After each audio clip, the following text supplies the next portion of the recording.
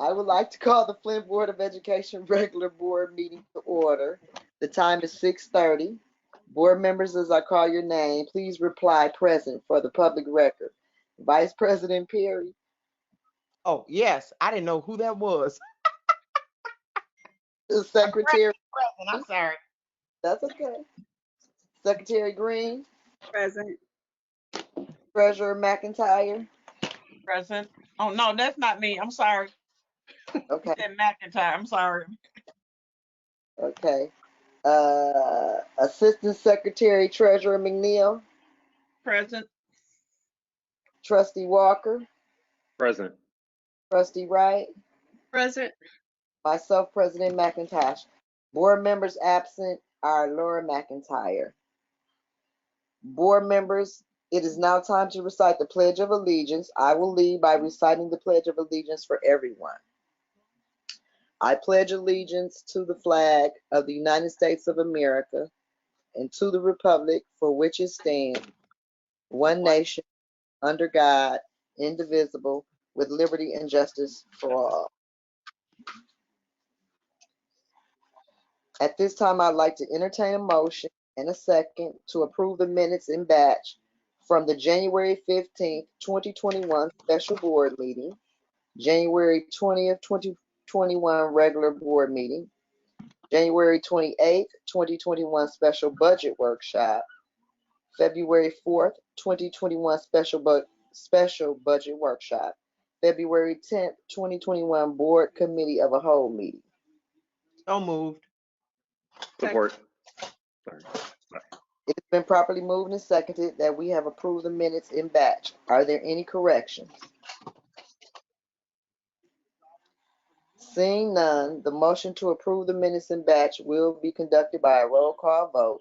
As I call your name, please say yes or no to approve the minutes.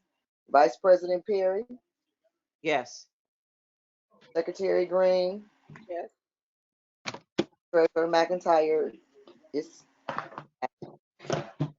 Assistant Secretary Treasurer McNeil, Yes. Trustee Walker, Yes. Trustee Wright, Yes. and myself, Carol McIntosh. The motion passes 6-0. At this time, the board will hear any comments from the public regarding agenda items. Members of the public are reminded that the Board of Education, by its bylaws 1370, are not obligated to answer questions, make statements, or comments in response to issues raised by the public in general. Such issues will be referred to the superintendent for investigation, study, or recommendation. Any public member wishing to speak regarding agenda items may raise their hand or submit their name in the chat section to alert Stephen that you want to speak. Also, anyone who sent an email prior to today's meeting will have that read. At this time, I will ask Stephen if anyone wishes to speak. It may take him a moment, so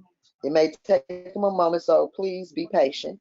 Stephen will state your name prior to unmuting your microphone, and you will have 3 minutes to address the board. Please state your name and state your address for the public record before you begin speaking.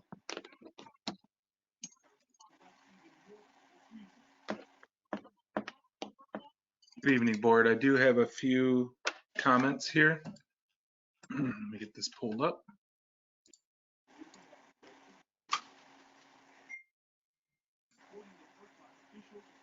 All right, the first comment is from Rita Smith.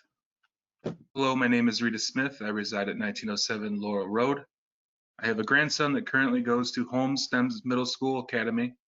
He's in a self-contained class for emotional impairment. I was wondering if you or the board are aware that my grandson has not had a certified teacher teaching his class for almost a year. The teacher went on sick leave almost a year ago, and a parapro has been and is currently attempting to teach these kids. I want to know when you are going to provide a certified teacher for these kids. I would appreciate any answers or to see a teacher in the classroom because I believe my grandson is not getting a fair and adequate education since a helper or parapro is acting as teacher. Thank you so much for your time and understanding. Concerned grandmother, Rita Smith.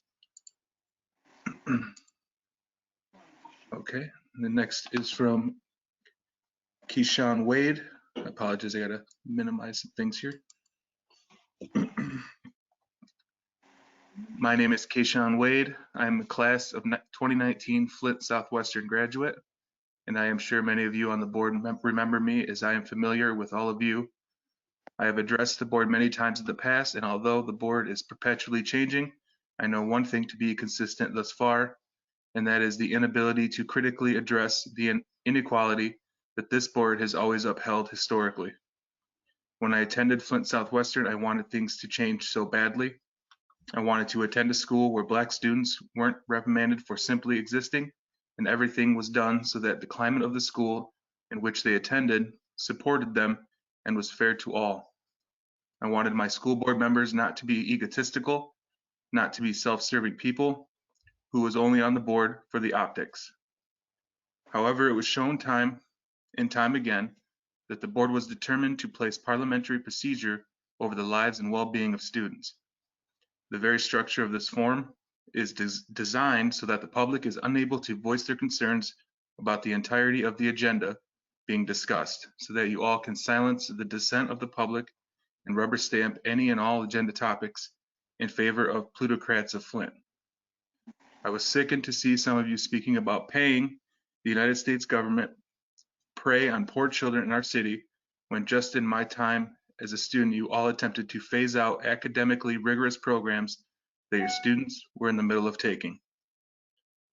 It is disgusting and disappointing to some of you on the board being an uncritical, empty-headed waste of space.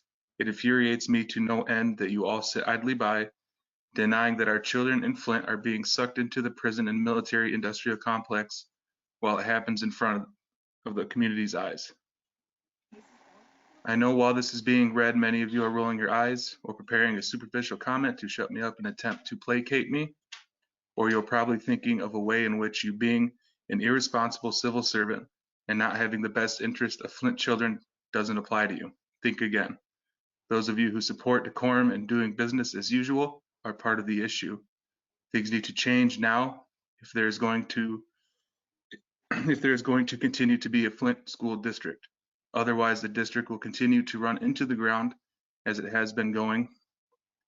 I implore you all to accept some much needed self-reflection, because radical change is what we need.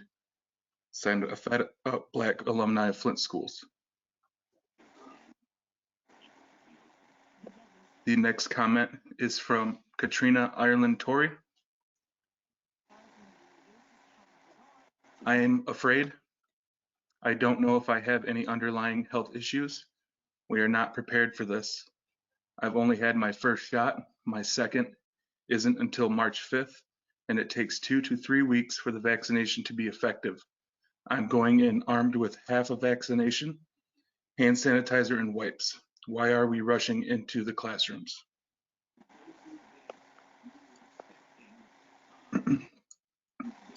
And let me double check one more time.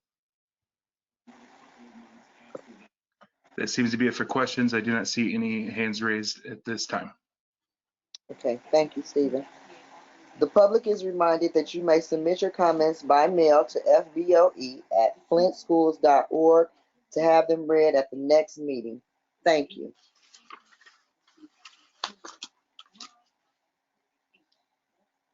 Now we will receive the superintendent's communique from Superintendent Stewart.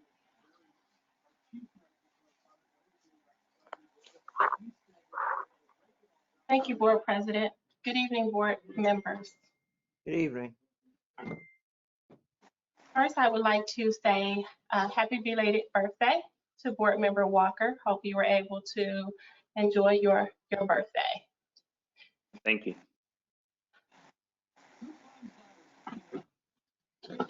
Board communique. Nelson Mandela said, "Education is the most powerful weapon which you can use to change the world." And at Flint Community Schools, we are doing just that. Last week, the Flint Community School District hosted a virtual prep rally to encourage scholars to attend school on count day. The virtual prep rally was a huge success. Nearly 100 teachers from across the district tuned in with their scholars as we gave away headphones to roughly 30 scholars. As the school year goes on, we continue to look for innovative ways to keep our families engaged. As February comes to an end, I would be remiss to not take a moment to acknowledge Black History Month. Black History Month is as relevant and important today as it has ever been, and I thank our teachers for helping our scholars understand the critical contributions of African Americans throughout history and in present day. I hope you all have also had the opportunity to celebrate and have these discussions with your friends and neighbors. Meanwhile, at Flint Community Schools, we are preparing for our scholars to have the option of a return to in-person learning through a hybrid option beginning next week on February 22nd. The hybrid option for families who elect to participate will include 2 days of in-person learning per week. Some scholars will attend in-person learning on Mondays and Tuesdays, the blue group, while other scholars will attend in-person learning on Thursdays and Fridays, the green group. Schools are working with families who have children with different last names to ensure they are all attending school the same days of the week.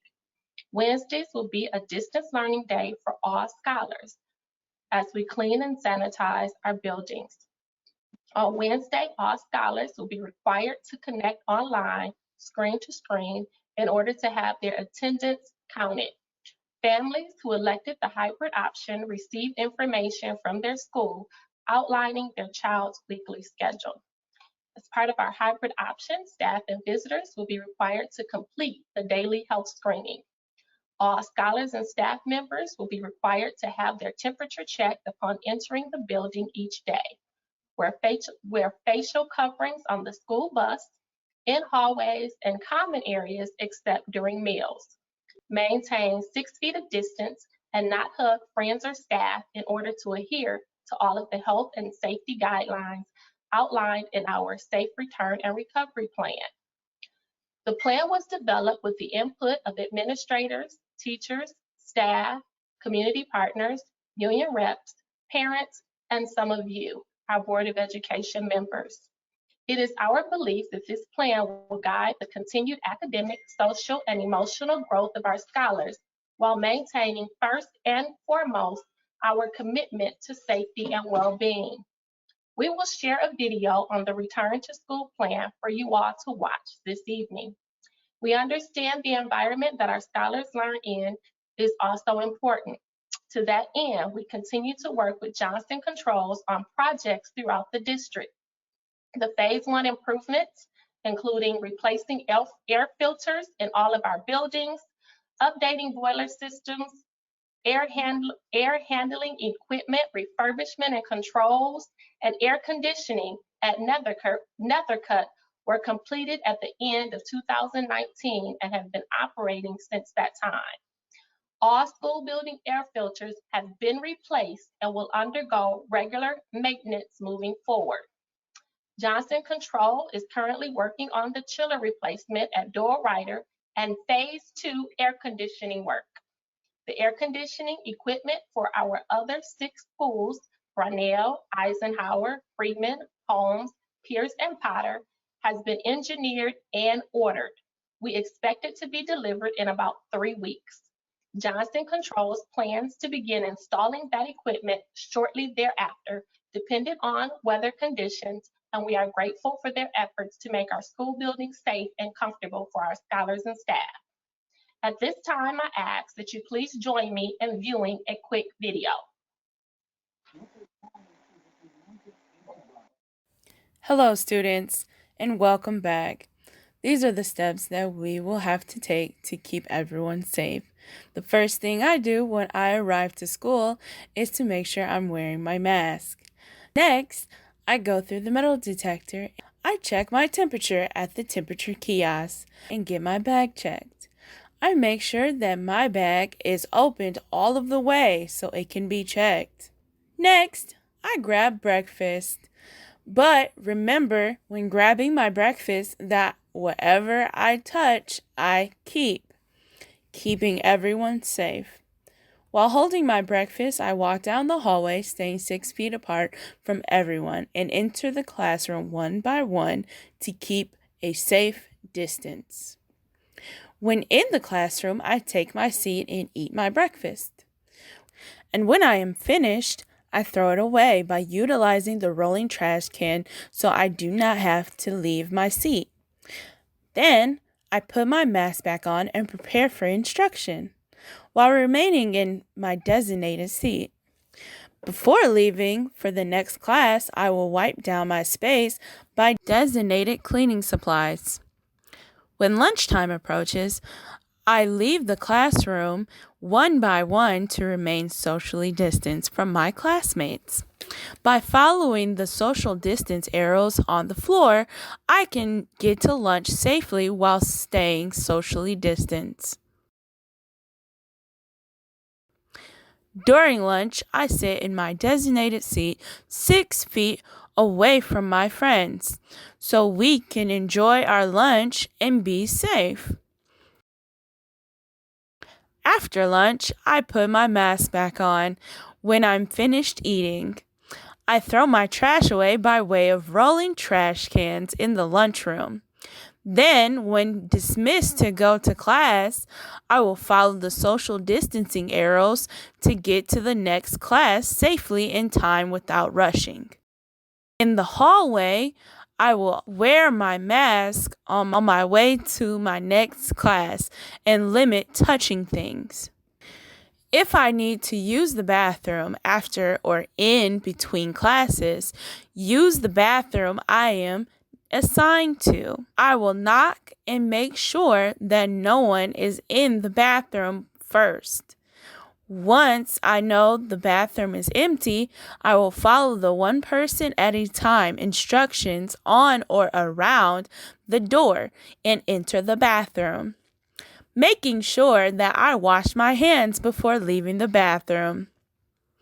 When leaving school, I make sure I have all of my belongings and exit when I am dismissed, while remaining 6 feet apart from staff and classmates at all times.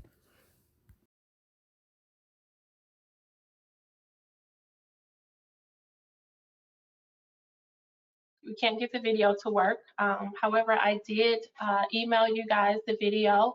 If you have time, please look at the video. It's a really nice video that's done by some students, walking you through the steps that they are to take while being in the school. Our district remains Flint focused and committed to the success of our scholars, and we thank you all for your contributions to those efforts. Thank you, and that concludes my communique.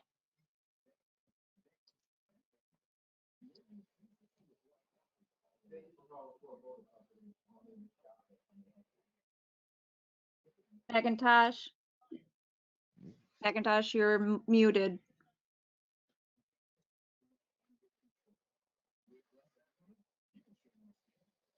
Okay, thank you. Board members, at this time, I would like to entertain a motion and a second to approve the action items in batch that were moved from the February 10th, 2021 Board Committee of a Whole meeting. The Human Resources Committee action item 1.2, the Finance and Operations Committee action items 11.1 and 11.2, the Board Committee of a Whole action items 21.12 through 21.15, and Academics Committee's action items 25.4 through 25.6. So moved.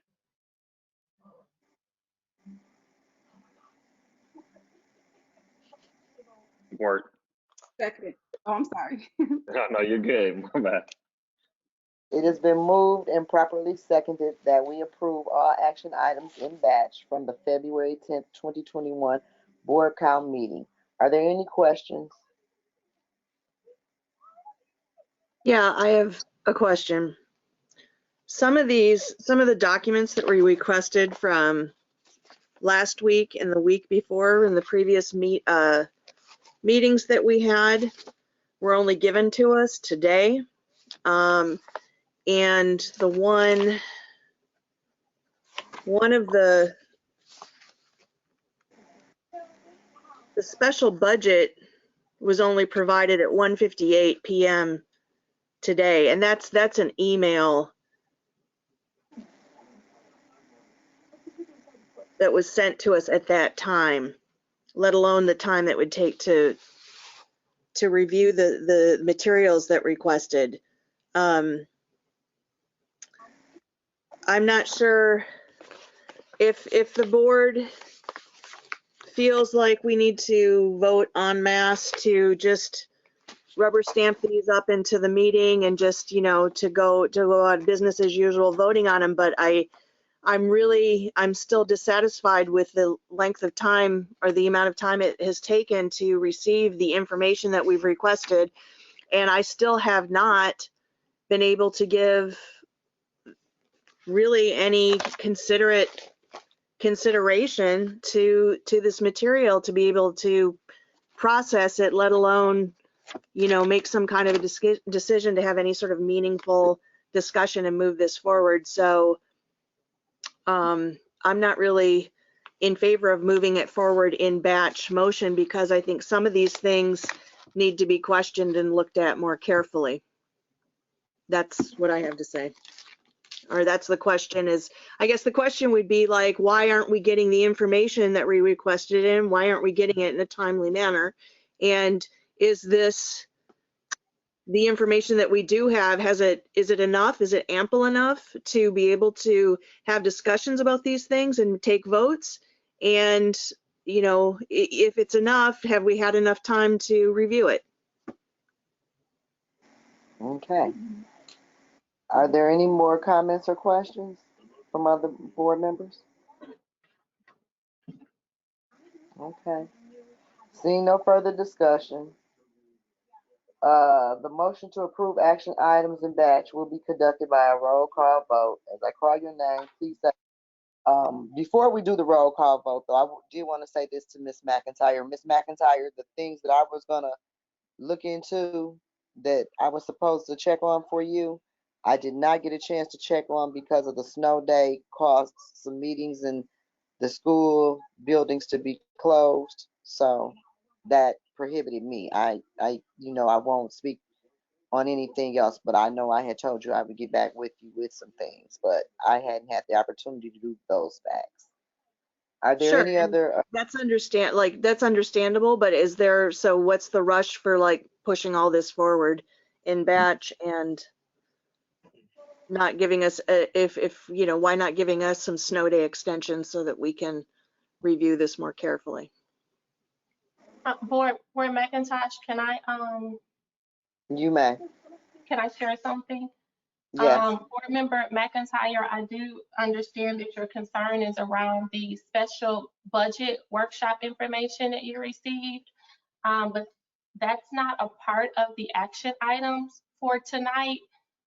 So you will have more time to review the budget workshop information and for us to come back and have more discussion around that.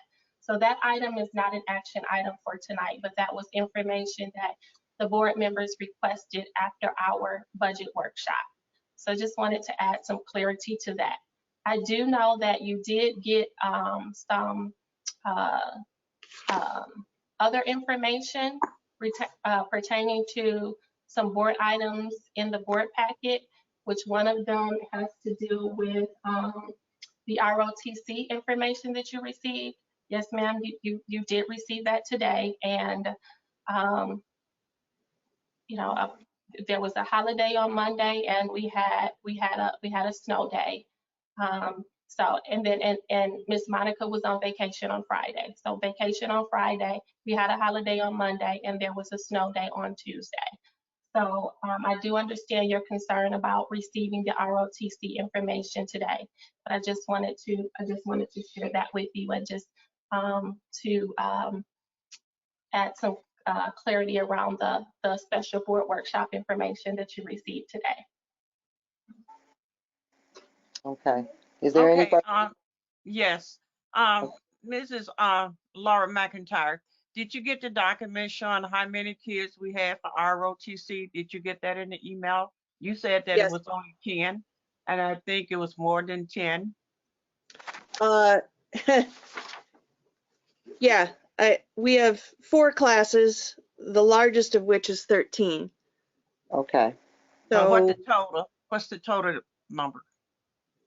10, 20, 31, 32, 39 total students. Okay, that's a good count.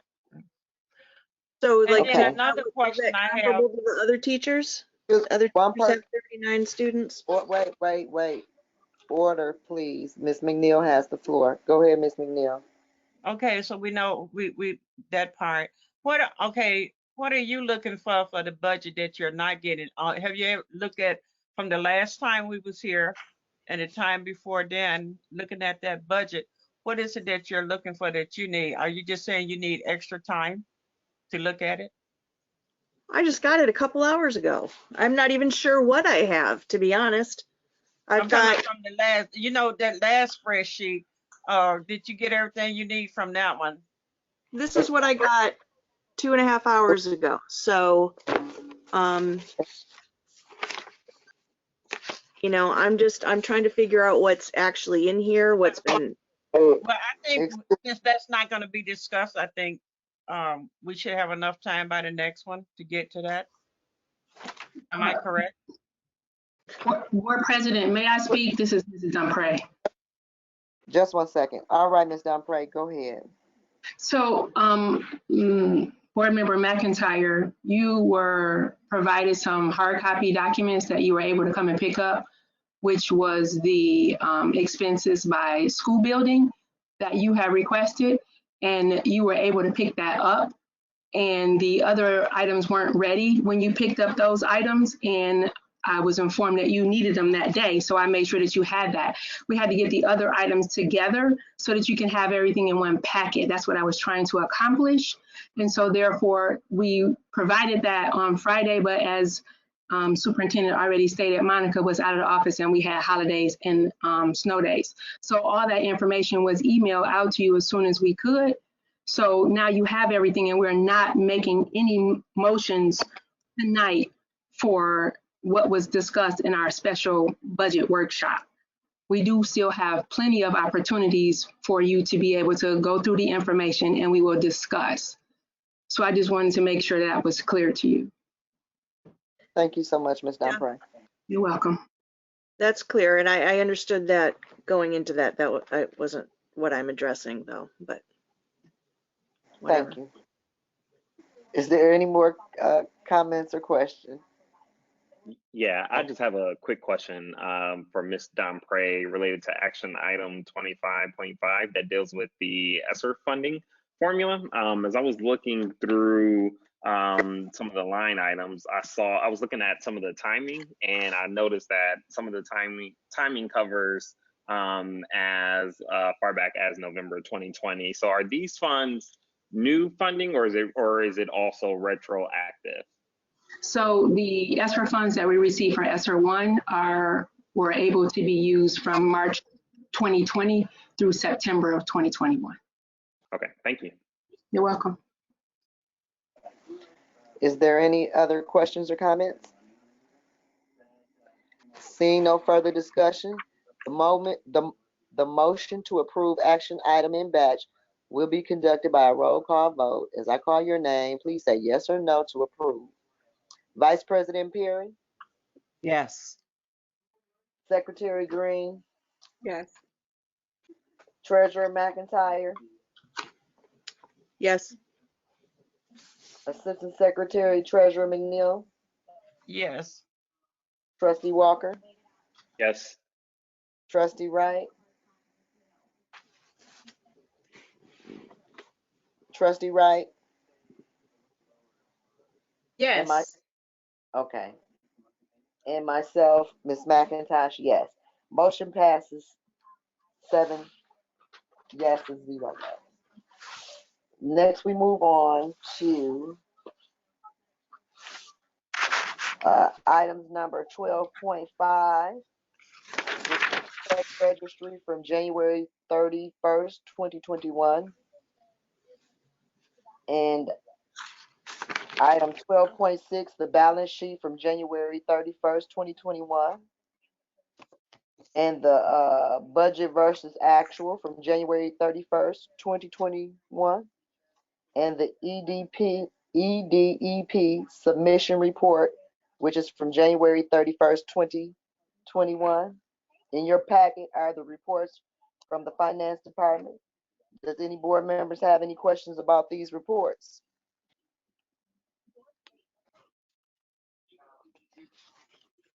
There are no questions? Okay. At this time, I'll call upon Ms. Perry to present action to the board. A 21.6, I mean, no, 21.6, 16.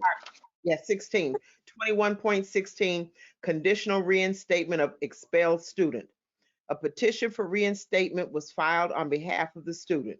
Based upon the recommendations of the Reinstatement Committee at a hearing held on Thursday, February 11th, 2021, the Board of Education concurs with the committee's recommendations.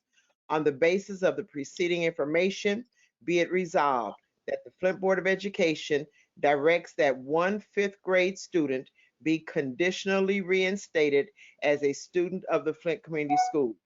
I seek a motion and second to approve this action item at tonight's board meeting. So moved. Second. It's been moved and second. Any discussion? Seeing none, all in favor. I don't need a roll call on this one, do I? It's listed for a roll call vote. Okay. All right, I gotta go from memory. Here we go. Seeing- Could you do that? Could you have the Yes, names right? ma'am. Thank Yes, you. ma'am. Seeing there is no further discussion, the motion to approve action items 21.16 will be conducted by a roll call vote. As I call your name, please say yes or no to approve. Vice President Perry? Yes. Okay. Secretary Green? Yes. Treasurer McIntyre? Yes. Assistant Secretary Treasurer McNeil? Yes.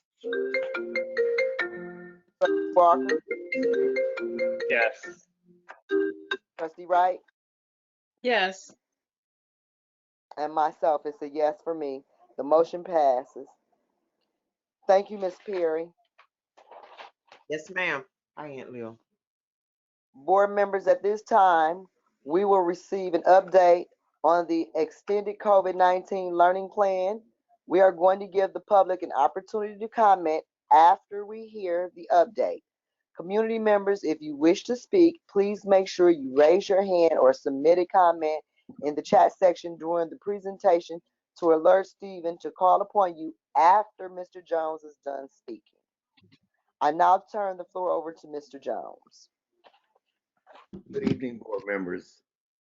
Good evening, Mr. Jones. Evening. All right, I'm going to wait for Mr. Renaud to. You guys have the continuity of learning plan.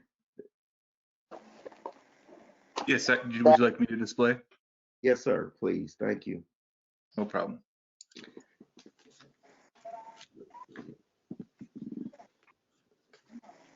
You can go to that second page. There you go. Okay. So we gave you some new data, some different data, so you can see how our completion rates have gone since fall of 2019 up to fall of 2020. Currently, our scholars, as you can see, 74.9% tested their test for fall. Down below, you can see the same for math, 74.4%. We believe that the loss is because of COVID and the conditions in which our scholars had to test in the fall. They are currently testing now for the winter test, and you will see those scores in next month's presentation. You can go to the next one.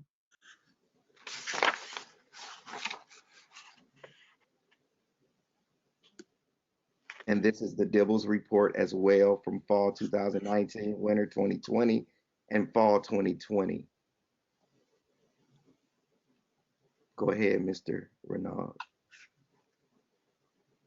All right, and so this data here is our fall data, broken down by goal areas. As you can see in the yellow, I want you to read this, not going across where it says kindergarten 1, 2, 3, 4, 5, but read it going down the column. And it shows you where they were tested, where it says NA is areas that they were not tested. It shows you, the yellow shows you the area of concern for that particular grade level. In kindergarten, as you can see, foundational skills is the area where we need to focus our attention for kindergarten. And as you can see, moving over to first grade, you can see the same thing, the area of foundational skills. With this report and this information, you are able to see in yellow the areas where we need to focus in each grade level in the district. Mr. Renaud, you can move forward unless someone needs to see more. FCS Fall 2020 NWEA Mathematics Achievement by Goal Area. As you can see, we have a concern in geometry across the board. If you look at this by grade level, geometry is an area that we need to focus. This information is updated. They are currently, our scholars are currently testing, and we will be able to see the growth in our scholars in this area in our March update. You can move forward, sir. This is the Dibbles data. This is only K3. We only do Dibbles for K3. And as you can see, in the yellow areas are the areas, all areas, let me just say this, all areas are concern areas. Of course, we want these numbers, target growth numbers to grow, achievement to grow. By any means we are not saying that if you look at kindergarten, 13.6% is okay, or 22% is okay, but you are seeing where we need to focus our attention the most in decoding, 6.2%. You may move forward, sir. And this is our updated attendance, 80% daily attendance rate. We are currently enrolled with 3,280 scholars. You can move forward. This has not changed. 957 hotspots, 3,180 devices distributed, and 2618 technology tickets. You can move forward.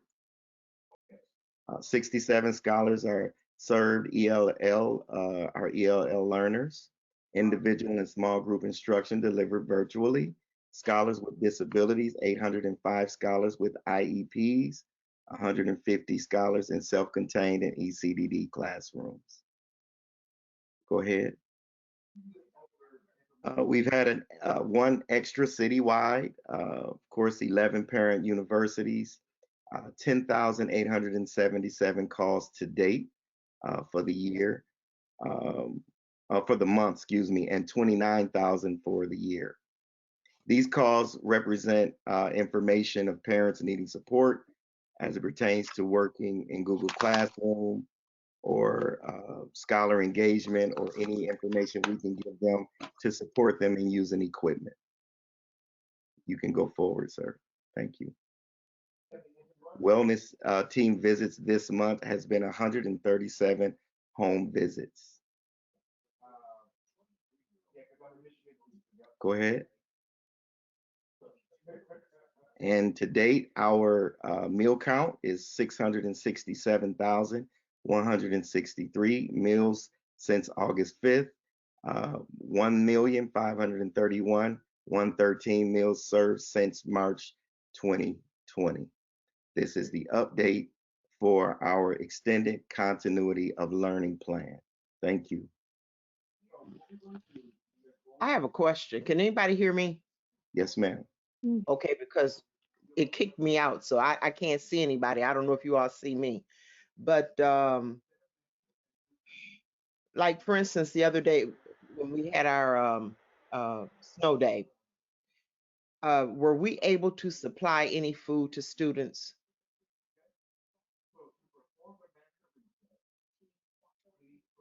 No, ma'am, not during the snow day. So what they did was they were able to gear up to supply our families the next day. Okay, thank you. You're welcome. Can I ask a question?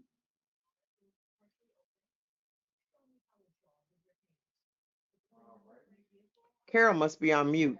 So whoever said Oh. Go ahead. Go ahead, Ms. Green.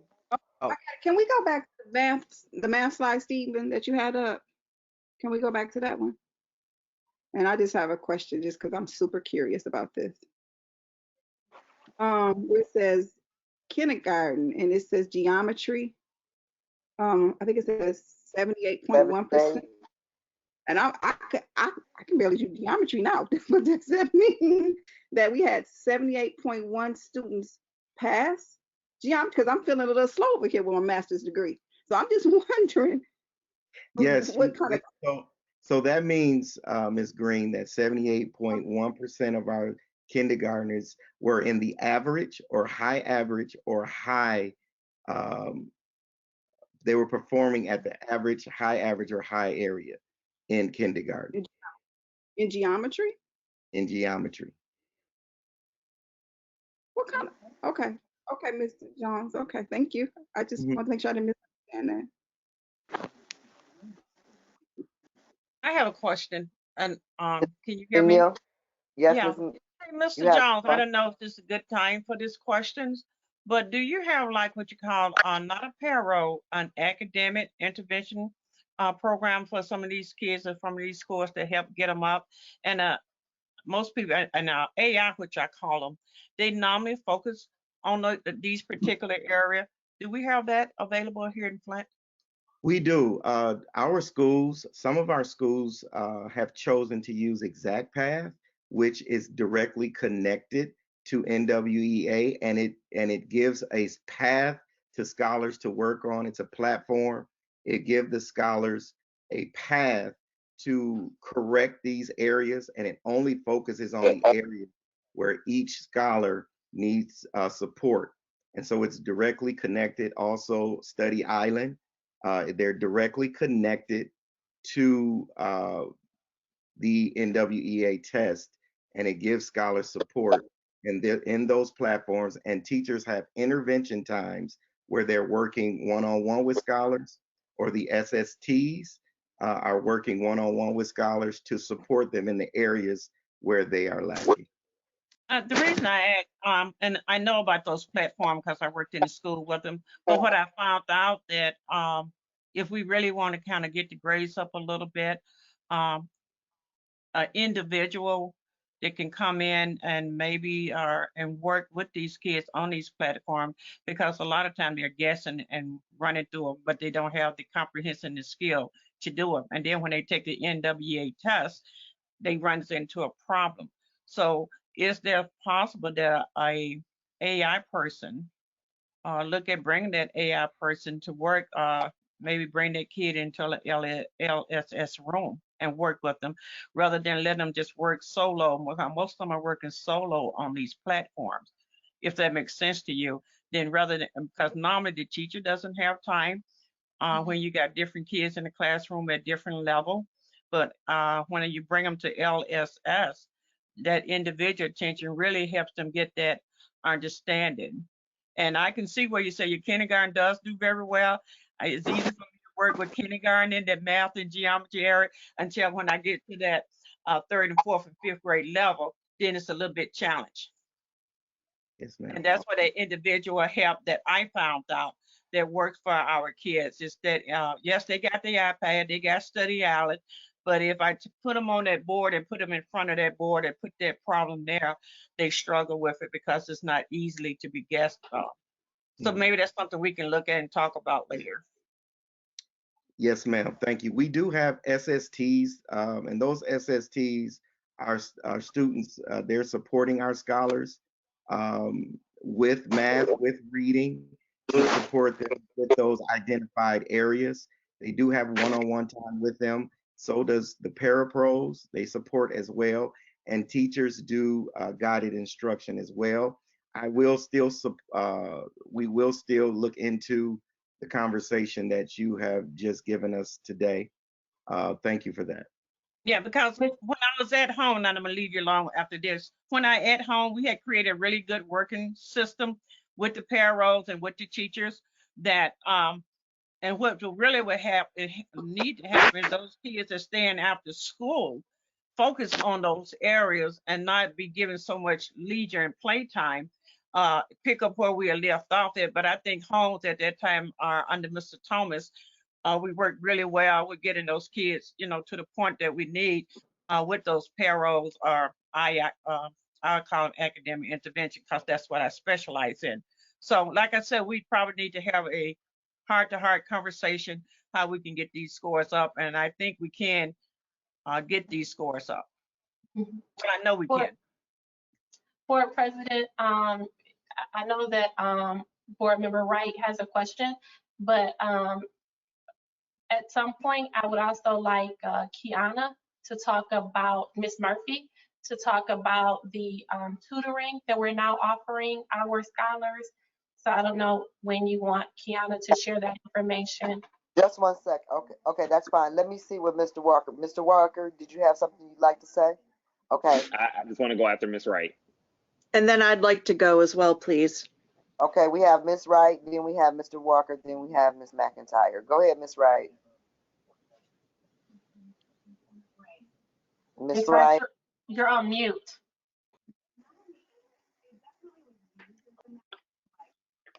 Okay, go ahead, Mr. Walker, till she can get her stuff together. Oh, she got it. Go ahead. Go ahead, right. No, I wasn't, I didn't have a question. I just wanted to kind of clarify about the kindergarten geometry. You know, because I saw the puzzled look on some of our board members' faces when they said, kindergartners do geometry? They do, but it's a foundation kind of geometry where they're starting to learn about shapes and patterns. Like you're teaching them about circles and squares and things like that, and then you progress into patterns. So it's setting the foundation that gets progressively more difficult until it gets to the type of geometry you probably really are thinking about. So it's just setting the stage for developmental learning to move forward. Thank you So so that's much. all I wanted to say. Well, thank you, Right. Thank you, Miss Wright. Very good. Yeah. I was just going to ask a question to Mr. Jones regarding the data under the guise of, again, as we're moving forward and moving to this hybrid model, wondering, there was a slide on here that was talking about the amount of students that were enrolled. Looking at that slide again, moving forward, I'm wondering, will they be further segmenting that data out to have a bucket of the students who are in person learning and also the separate bucket for those students who remain virtual, again, tracking test scores and everything, just to make sure that the proper amount of resources are allocated to the students who, again, may still be working at home in a virtual situation. Just want to make sure that we're not putting everything under a one umbrella approach of everyone fitting within that and meeting the students where they are. That is a great lift. And yes, sir, we will do so. Okay. Thank you. Board Member McIntyre? Yeah, I was the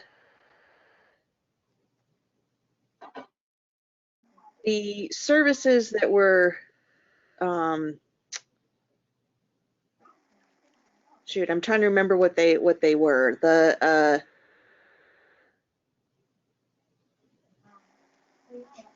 Do you remember what?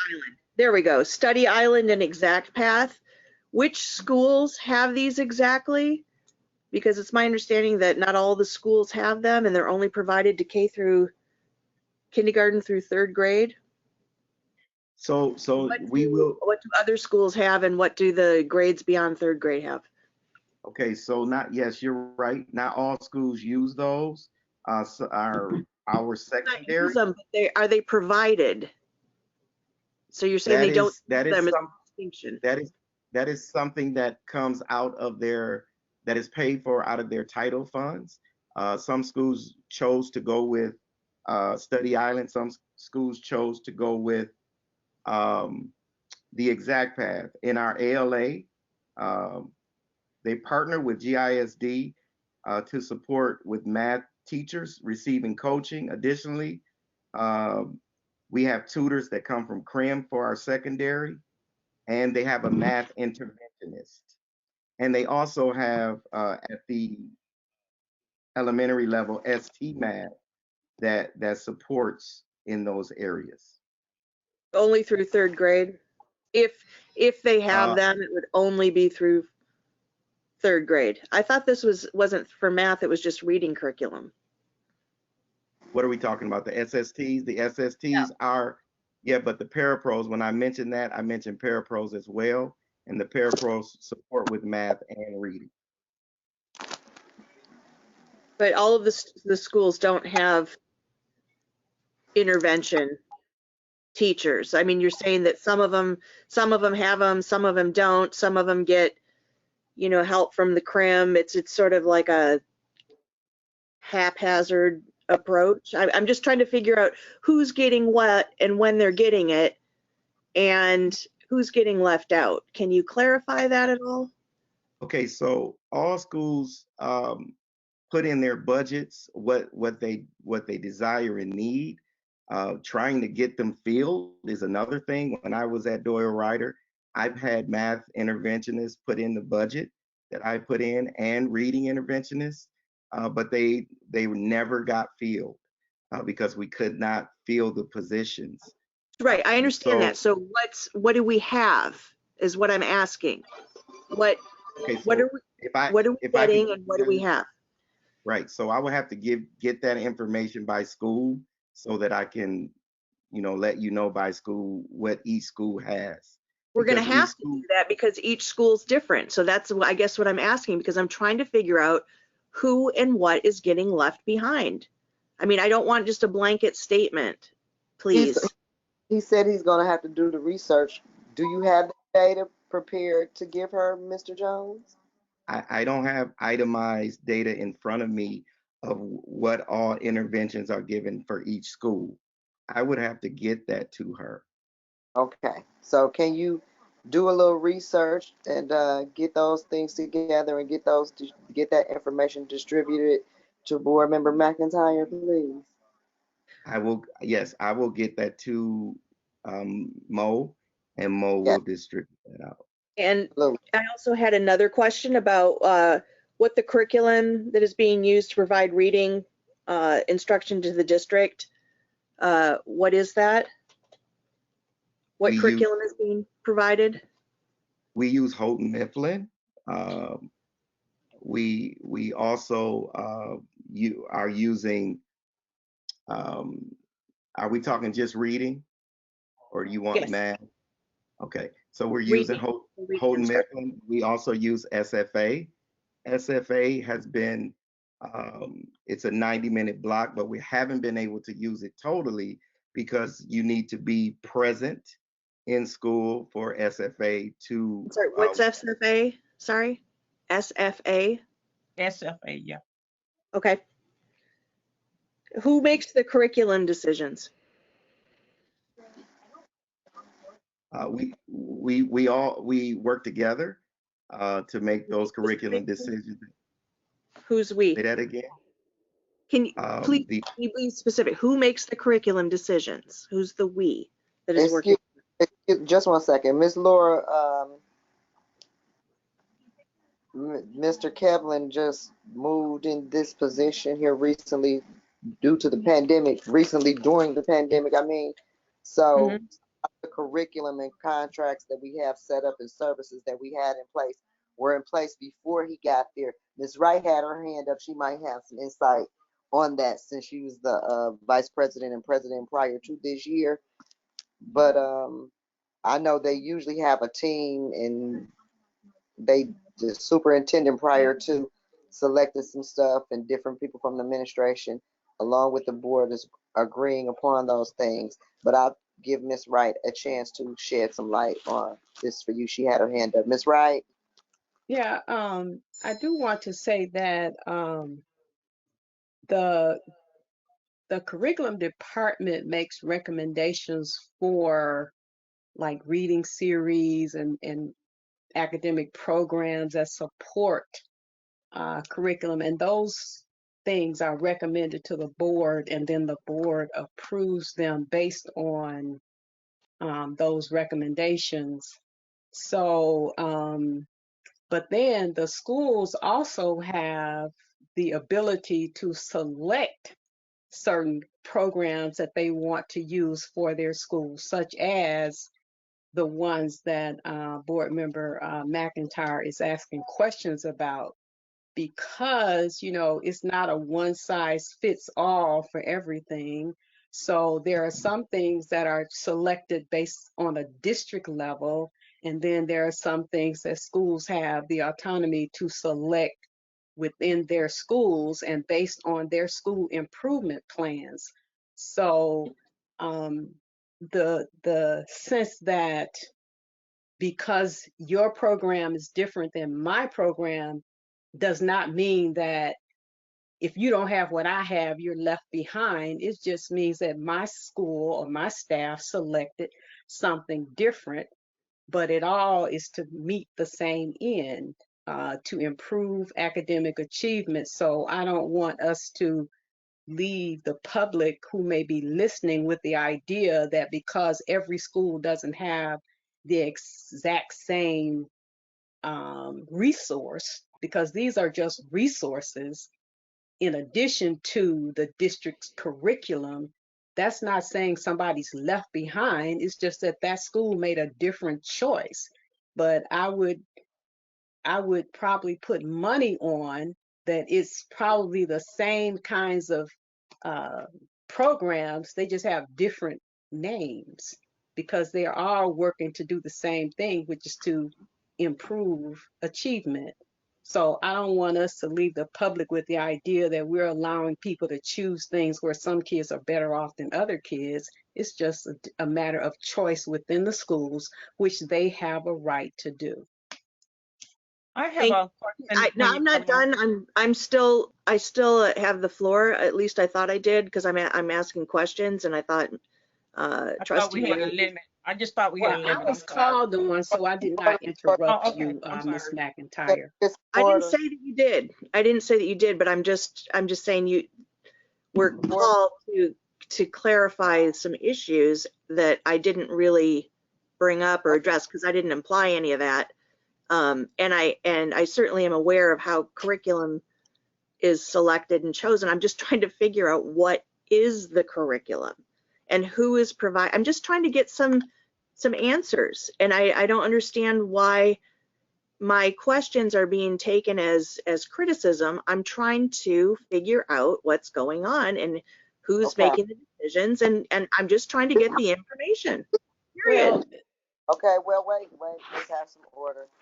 So the curriculum is determined, sound like she was saying, each school gets the opportunity to select what programs they are going to utilize. And it sounds like they have more than one program that covers,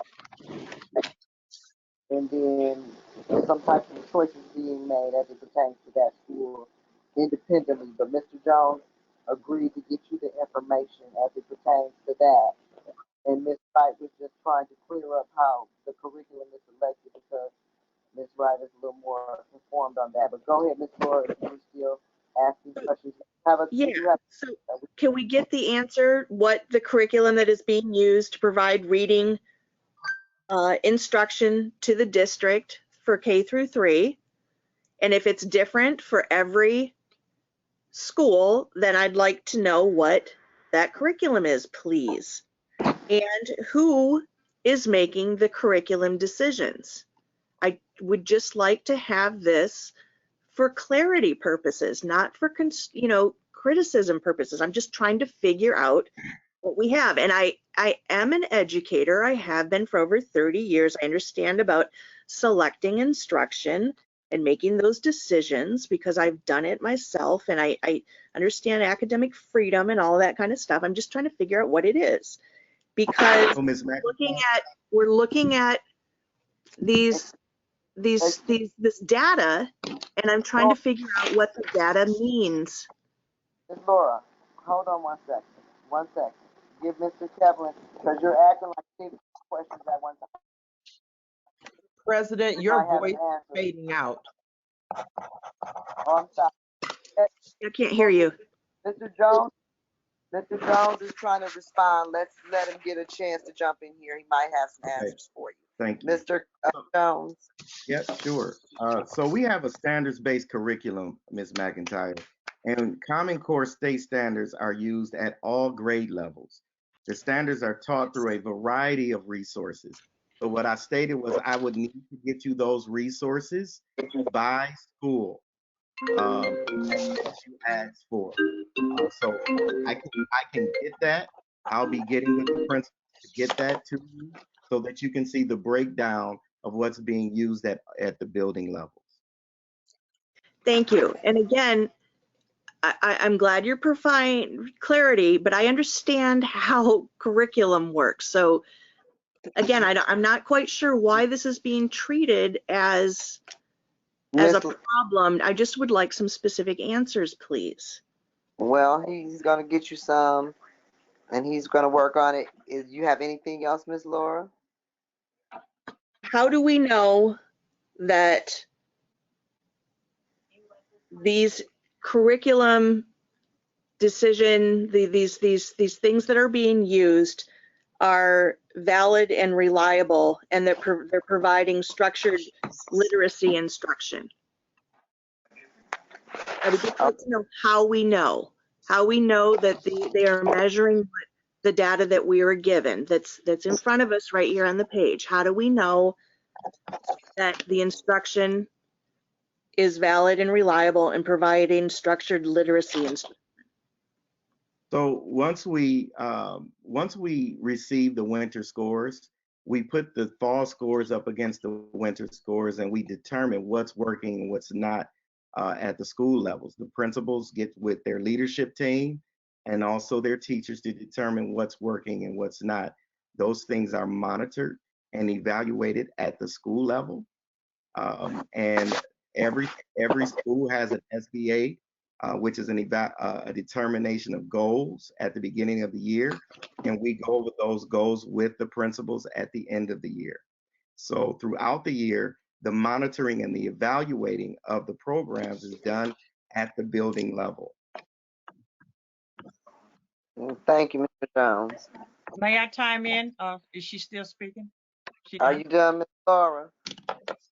Okay, thank you. All right, Ms. McNeil, you're free to have the floor. I just want to chime in. Mr. Jones, a couple of questions. With the Title I funds or Tier 1 fund that we have, do we have those funds to return back if we don't use them? Do we have enough funds to expand on getting our kids to the level we're trying to get them? So do we have extra Title I money that we're not using? And I heard that from working in the school, sometimes that money have to be returned back. Is that true? So what we have in the middle of the year is called carryover.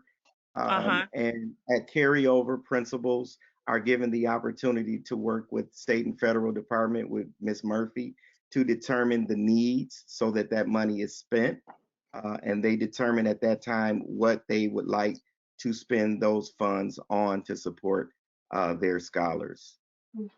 Okay. In addition to that, board member Ellis McNeil, can I just add one thing to your question?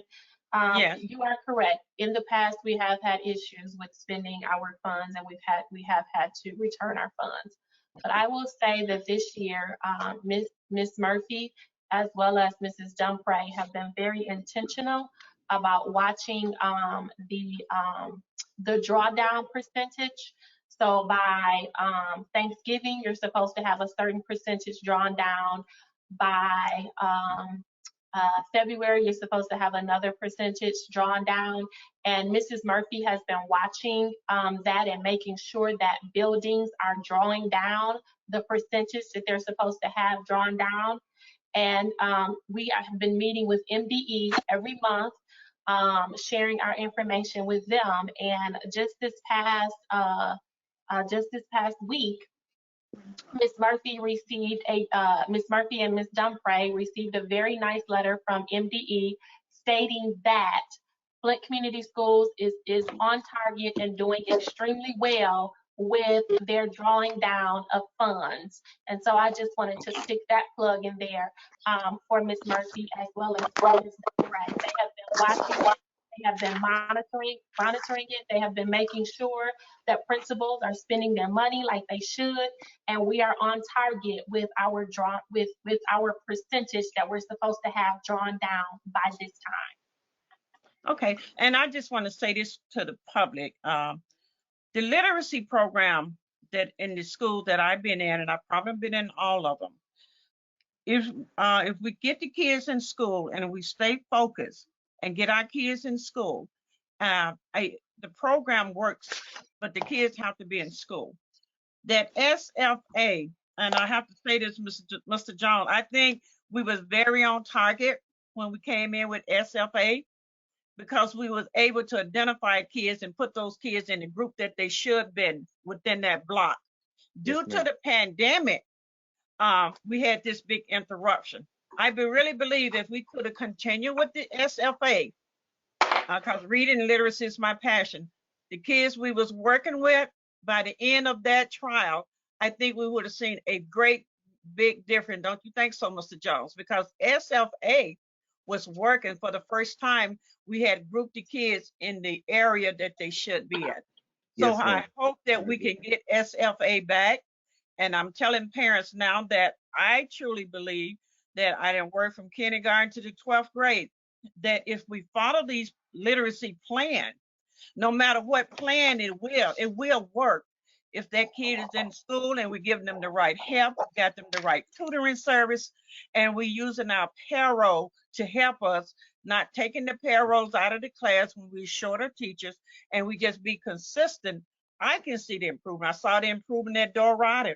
I saw the improvement at home. So hopefully we can get back on board with SFA some kind of way when school start. And I was just concerned about that extra money. How could we get the public a little bit involved and get some people in to come in and volunteer? Because it's a lot of work. I mean, when I left home, I had 28 kids, but I had help from my teachers. And it's a lot of work that it's going to take to get these kids back to enjoy reading, and because they can do it, it's not that they can't. And so I don't like that word. We couldn't find can't in the classroom, so we can't use that word. But I think if we get involved, looking at these numbers, and I hope the public is looking at these numbers, this is the result of the community, not just the kid. It's just that we all have to play a part. And whatever tool is out there, they work. Whether it's Study Island, whether it's any of them, they work. But SFA, I would have loved to sit through that whole program. And Mr. Jones, I want to thank whoever came up with it. They trained us properly in SFA. So I just want to put that out to the public that for the first time, I think we onto something. We just got to get back on board. We done had the water crisis and the pandemic, but if we stop, look at helping each other and picking up whatever it is to help us get to the next level, I think we would do very well. Thank you. Thank you, Ms. McNeil. Okay, I think Ms. Kiana Murphy did any other board members have comments? All right, Ms. Wright. Yeah, I just wanted to say that I don't know if you guys heard me. I applauded when Mr. Jones addressed the fact that what is taught is determined by state level standards, and that, as I said before, Study Island and all of those different things, even the textbooks that we adopt, are all used to support the teaching of those grade level standards. So, you know, there are things that you have to know in kindergarten that has already been determined, and so forth, all the way through to 12th grade. And all of these different tools or resources that are used just help you to get to that end, making sure that when students leave a grade, they've learned all of the standards for that grade. That's what the M-STEP test is based on. What is it that students are expected to know at certain levels? And the other part that we need to keep in mind is that everything that the schools buy, the district buys, it has to be research based. So there are all kinds of things in place to make sure that we're just not buying and doing things willy-nilly. We have standards, we have research-based resources. And so I think that we have to trust that the staffs and the district are doing the right thing, which there are so many checks in place. I mean, even with Title I, you know, you don't just send in a budget and they approve it.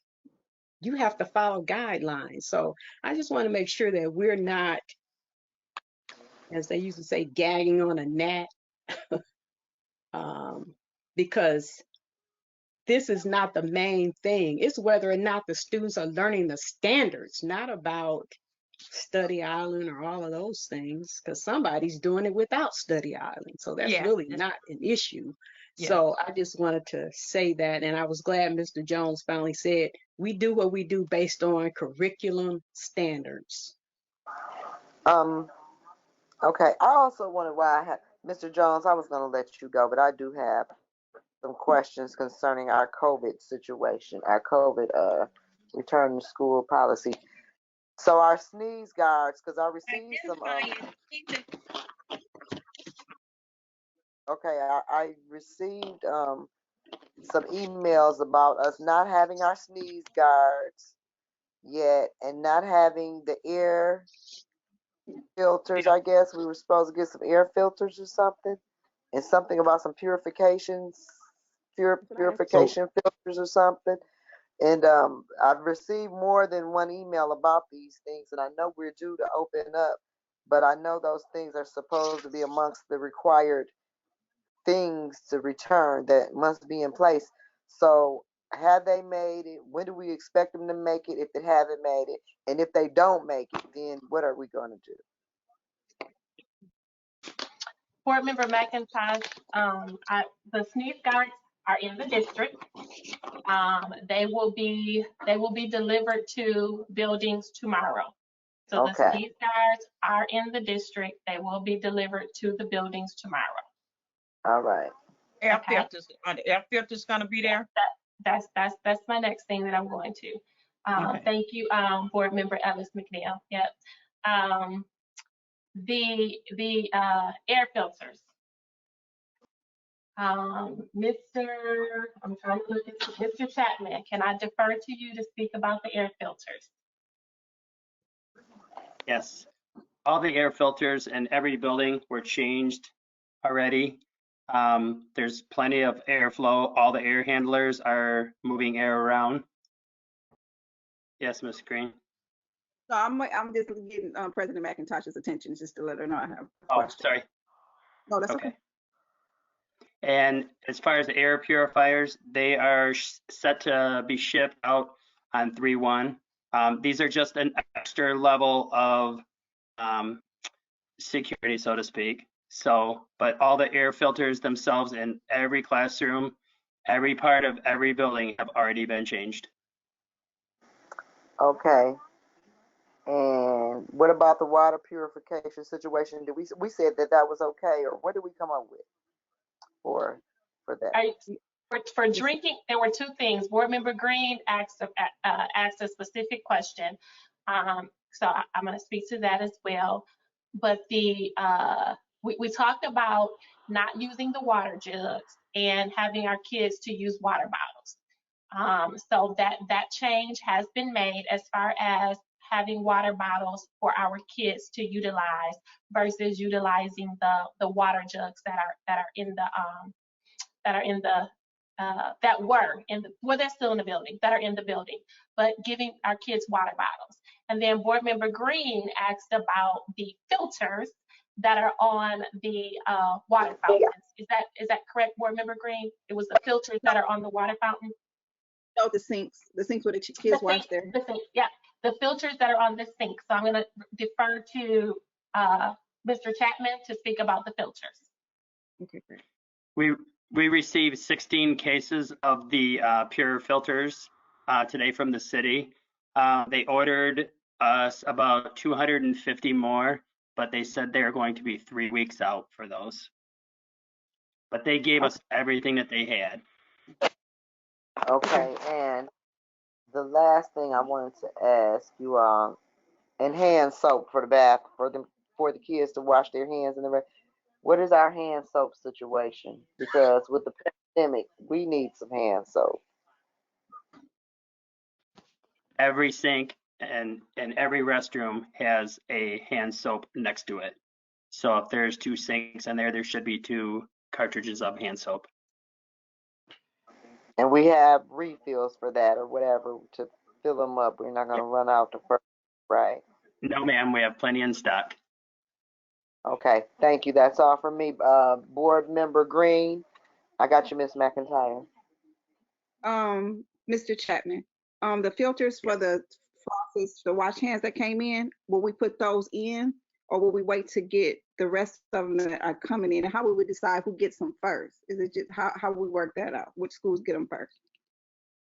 I'm going to distribute them out. I'm just going to take them out to a particular building and distribute them out. Okay.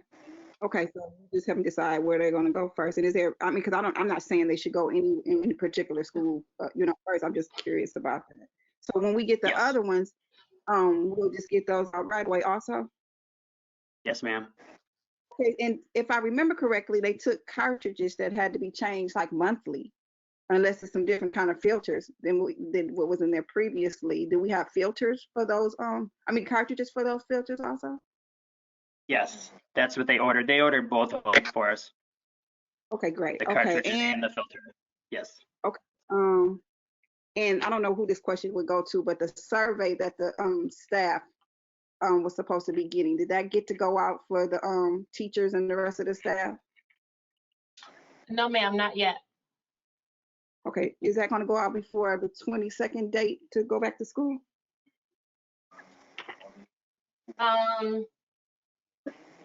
So let me see how to put it.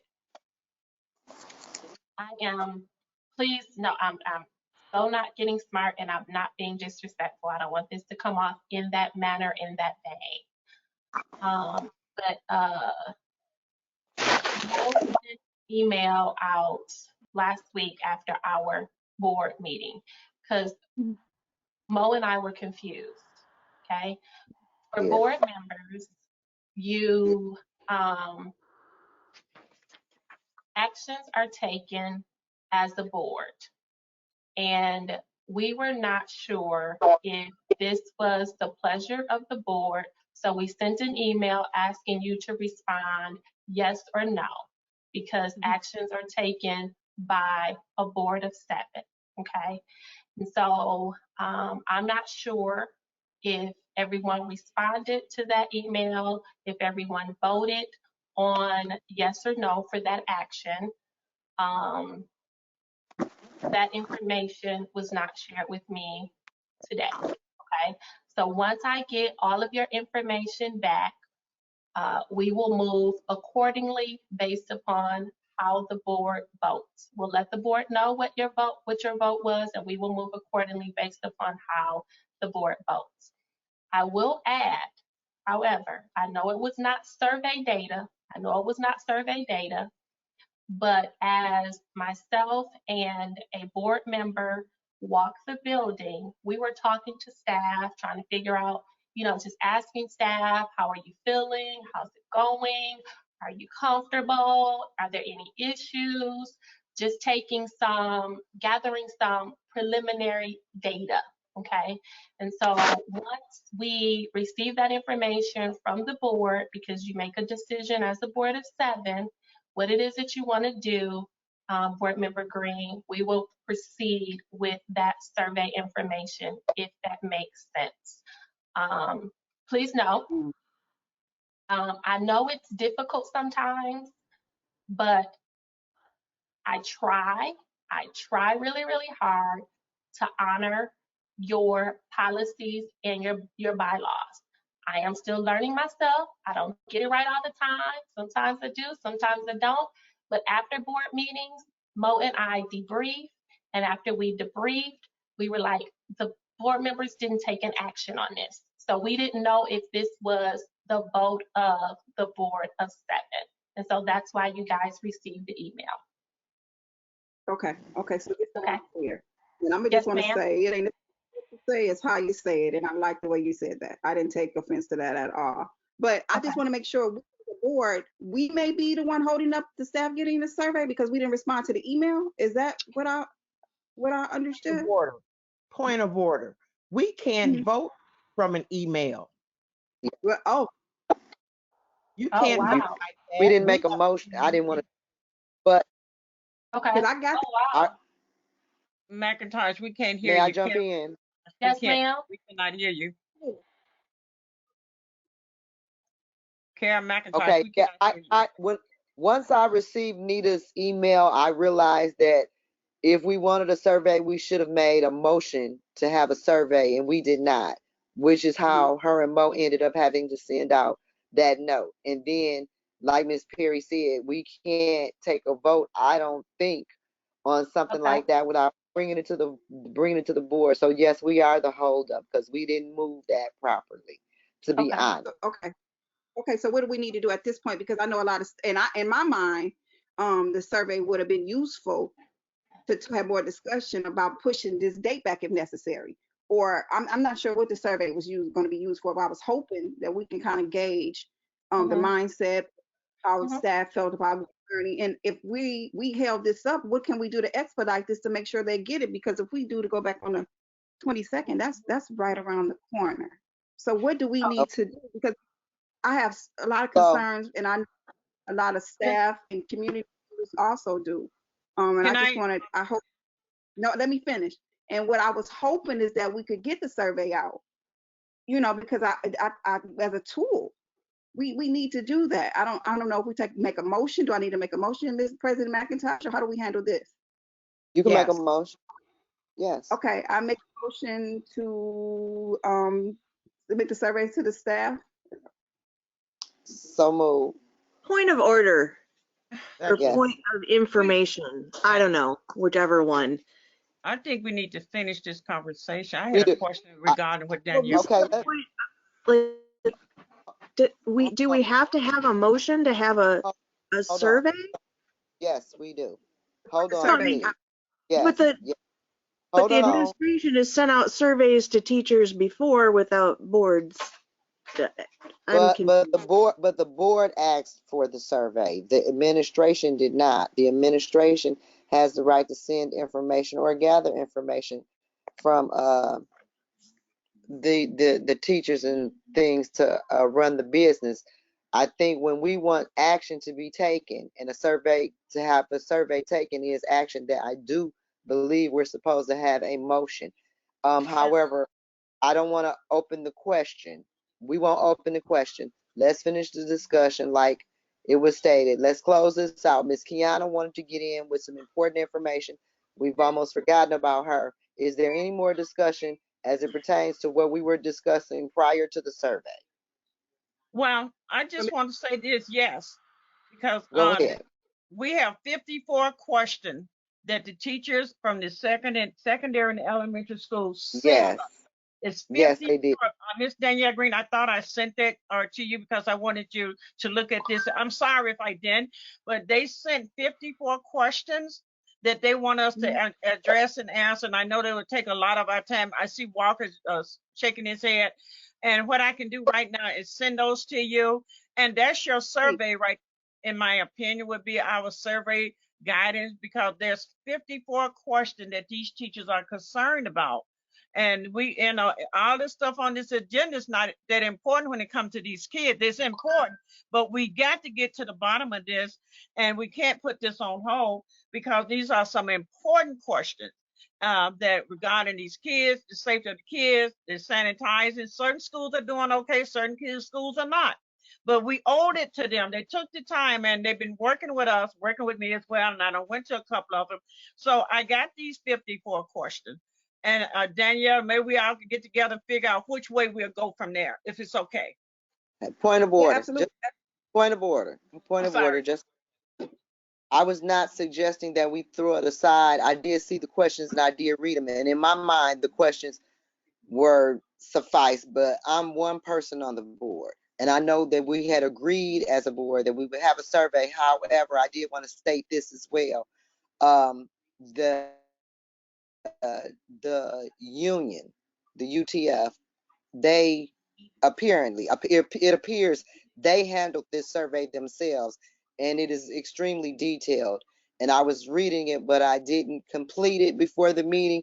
And due to the fact that we have time restraints to get back to school, I think it would behoove us to look that document over and get together with the administration or whomever is necessary to address their concerns, because they spoke directly with the people that we want to hear from. Right. Okay. Was there any Miss Wright? Okay. I have Miss Wright, Miss Green, and who else? I want to say something too.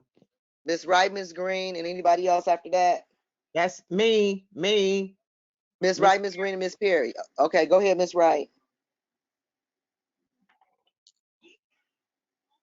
Yes, and I guess you are kind of leaning in the direction of my comment.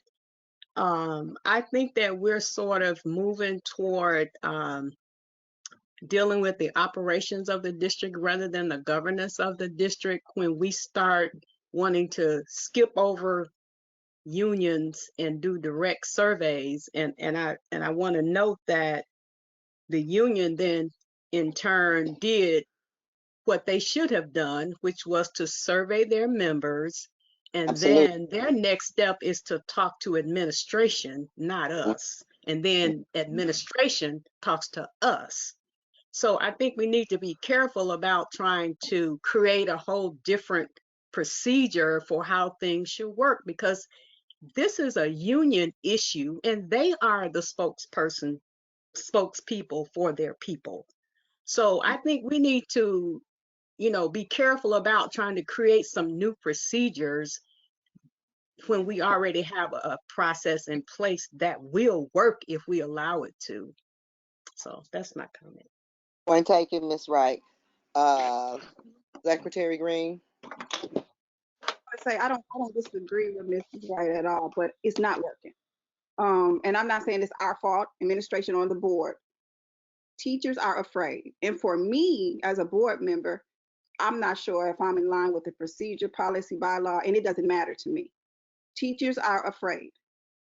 They think they're waiting on the survey because the administration just not sending it out. That's what they're thinking. And that's why I asked, is it us that's holding it up? So if it is, let's, whatever motion or whatever we got to do, let's do it. I mean, I don't want to sit back and wait for whoever to do whatever if I can do something. But are you saying that they don't trust their leadership of their union? I don't know that. But what I'm saying, when I get 12 emails in one day, 15 in another, it's an issue. And I just want to put it on the floor. I'm not sure how we should handle it from this point, but I just want to know, I want everybody to know that it's an issue. And if whatever role we play in it, let's play our role. And I don't know if they trust they representation or not. Didn't ask them that. I just know the fear. And to go back February 22nd, because I'm thinking this survey would be relevant to this return to school date, face to face. So, I mean, are we gonna wait till after? What do we need to do? I made a motion. Should I have not made? I asked before I made the motion, and it was confirmed that I should. So where do we go from here? Okay. I think we need to discuss that and come to a census. The motion was made. We do have 50-some questions from the union. I really don't know, Ms. Green. Maybe we should discuss it. Mrs. Stewart, I'm sure maybe she can give us some guidance. Ms. McIntyre, I'll have you down after Ms. Perry. Ms. Stewart, you want? Maybe Ms. Stewart can help. But I just want to say, is there anything else? And I'm speaking to the board administration, that we need to put on the floor that would be putting our staff at risk. Because I don't know everything. I ask the questions that come to me. I ask the questions that people ask me to ask. But I want to know, is there anything else that we promised our educators that we will provide for their safety that won't be ready on the 22nd? Because I don't know. And another issue, and I talked to Mr. Jones about it, Wednesday, when the deep cleaning day, staff will still be in the building. And that was a concern to me too, because when I think of deep cleaning, I think ain't nobody supposed to be there. And that's just my thoughts. I could be wrong, but that's just my thoughts. And that's a concern to me also. That was one of the things on that list. That was one of the things on the list, Ms. Danielle. So the 54, I can't say this. I didn't get to read all of it, but the 54-page questionnaire, the 54 questions that were sent out, they were hard, serious, to the point questions. Good. Okay. Let's get it to them. Next, we have here was waiting. You want me to respond to Board Member Green? I'm sorry. Go ahead, Ms. Stewart. Okay. So the very first item or question that Board Member Green asked, is there anything else that we have promised them that we have not supplied to them? I'm sorry? They're not able to supply by the 22nd. Oh, okay. So if you look at if you've had an opportunity to look at our safe return and recovery plan and look at the protocols that are listed in the safe return and recovery plan, anything that is in there,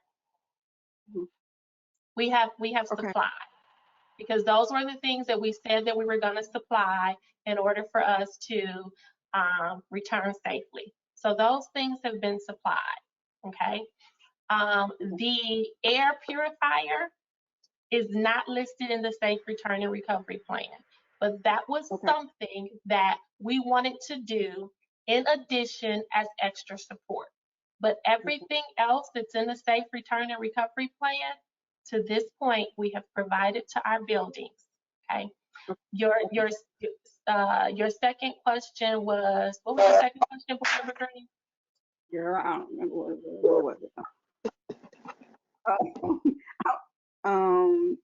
don't know if I think I was making comments more than asking questions.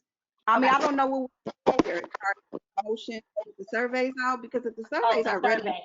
So once you finish discussion and everything is once you finish discussing everything, returning to the plan. Returning for the plan that Mr. Jones just submitted. Once you move out of discussion, then you can make a motion for another action. You can go on to another action, and the survey would be the other action that you can make a motion for. Thank you. Ms. McIntosh has to bring this discussion to a close. Right. Okay. Yeah. Thank you. Y'all wouldn't let me bring it to a close every time I tried to wrap it up, y'all. So now, are there any? Oh no, I have some more people. Miss Perry, I'm sorry, Miss Perry. Yeah, I just want to say I totally agree with what Mrs. Wright said. We're really bordering on operations, and we don't belong in operations. I would suggest that the union take their questions too, because I haven't seen any questions. That the union take the questions to administration. They sit down and discuss it and see if, and come to an agreement, and then administration brings it back to us. But we cannot be in the middle of this. We cannot be in the middle of this, because now it's like we're taking over the duties, and I'm just gonna make a joke about it. And at $30 a meeting, I don't want to be in the middle of their operations. Let them be in there, do what they need to do, and then bring it back to us so we can go ahead and vote, or at least inform us of what they've done. But we got to stay out of the middle of this stuff. I'm finished. Okay, board member, Treasurer McIntyre. Yeah, respectfully, Ms. Perry and Ms. Wright, I disagree strongly with your statements. I think the whole reason why we have the union and the teachers speaking through their union is because we brought up an issue of return to school without any input from the teachers and the staff. And if I really feel if I hadn't said anything at all or objected or made the dissension that I did and asked, well, what about the teachers? What have they said? What's their input? That it wouldn't have been addressed at all. And I think that talking about a survey, it was suggested, well, you know, Ms. McIntyre, what do you want to do? And I was like, you know, just pulled that out of my head. Like, well, maybe do a survey, maybe do this.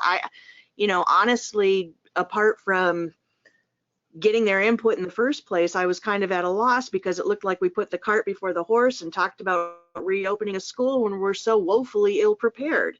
So I think we owe it to the staff, to the students, to the parents, to the teachers to address each and every one of those questions that all of those teachers and community members put together that have asked to the administration, that have asked to the school board. We owe it and the respect to answer each and every one of those questions. And I don't care if it's over 50 some questions because they're legitimate questions. And I think it speaks more to the fact that we're not ready to go back to school, hybrid or model or no. We're not ready because there's more than 50 questions that are being asked about the logistics of a safe return to school. And I don't think that it's unreasonable.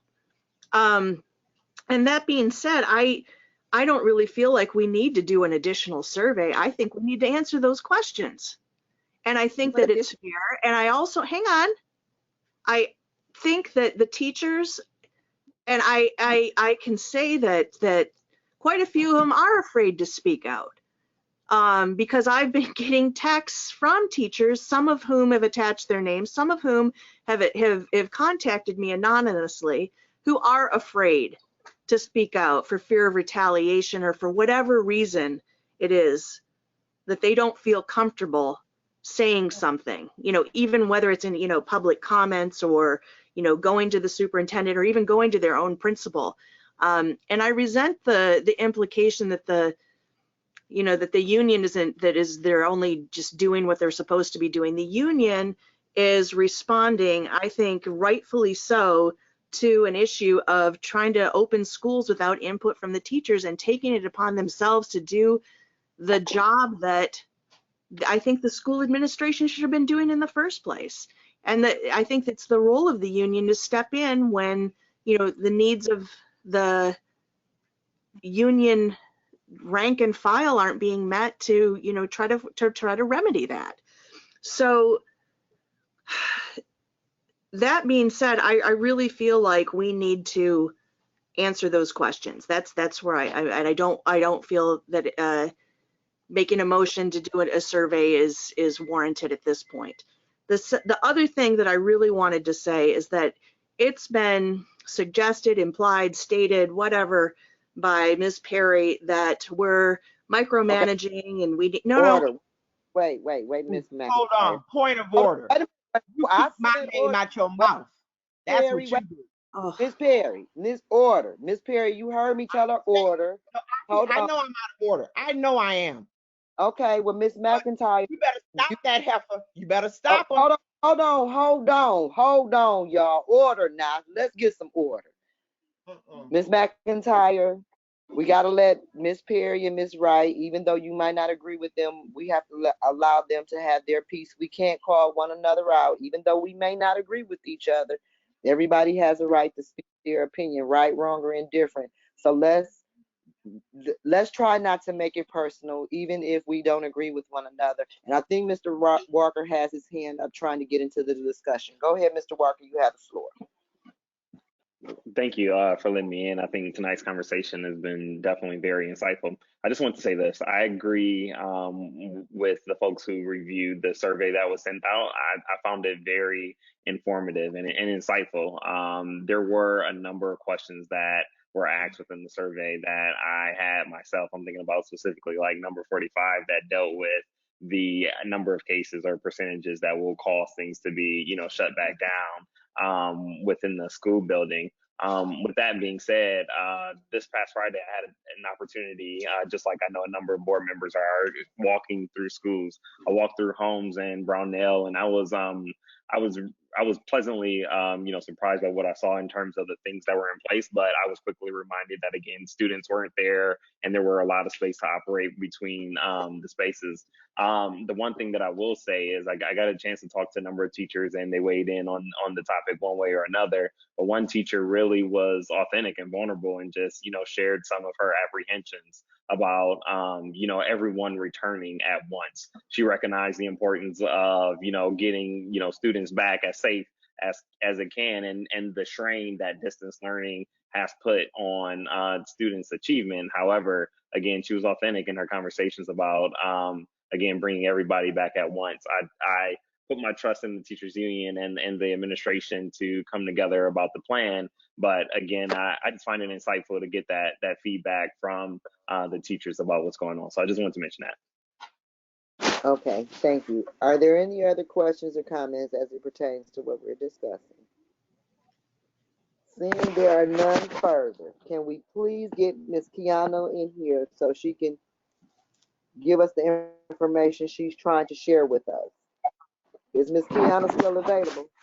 I am, Ms. McIntosh. I was only going to share some information in regards to one-on-one tutoring programs that we are offering to students to address some of the learning loss that we see in the NWEA scores. So I know that was quite a bit of conversation ago, but I do want to share that with board members that we are actively working to identify the individual academic needs of students and providing them one-on-one tutoring support outside of the school hours. So some of them are participating on Saturdays and Sundays and in the evenings. And so this is work that will be continuing to move forward to address some of those learning gaps. Thank you. I have a question, Ms. Kiana, President Karen McIntosh. Go ahead, Ms. McNeil, you have the floor. Hey, Ms. Kiana, are you there? Yes, ma'am. Are you going to be doing some type of program evaluation and comparison study with these tutoring programs just to see have they improved, and then what you would probably need to make sure that they improve, and so it won't just look like your ordinary tutoring program that I have seen, and they're not related to where the kids at in school. So would you be able to provide us with some type of little data, nothing extensive, like kid number 1, kid number 2, where they at now and how they have progress? Is there a way you can do that? Yes, so every student participating in the tutoring program will do a pre-assessment and a post-assessment. So okay. we'll have data for every student as well as each school. So yes. And would the teacher be able to get that information as well, right? Absolutely. Yes, I just had that conversation with one of the vendors today that we want to be able to share that information with the classroom teachers so that they will know what standards the tutoring service are working on with the student. Okay, and last question, is there a way I can get a copy, we can get a copy of your vendors that you're using? Sure.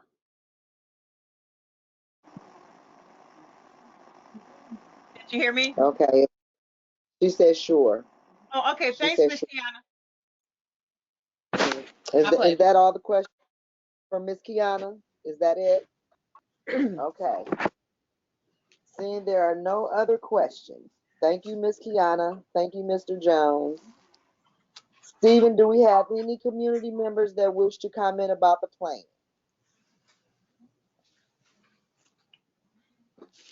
Did we lose Stephen?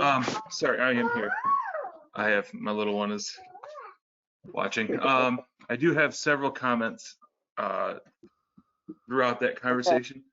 I'm trying to sort through them. Let's see. Just so I'm correct, this is in regards to the opening of the schools, right? Just want to make sure I'm reading ones that are related to this topic. Okay, this one here is from Felicia Nymark.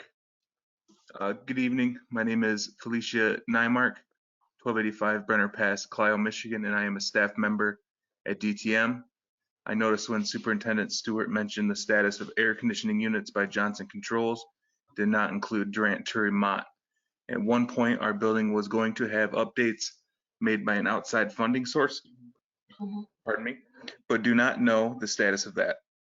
Is that still happening, or is the district going to be taking care of upgrading our HVAC systems? Okay, and then this comment here is from Bruce Jordan. With students slated to return to their classrooms in a hybrid format on February 22nd, 2021, when will the FCA BOE resume in-person meetings? This is a frequent question that comes up at our UTF meetings and questions raised to both Karen and I. Let's see.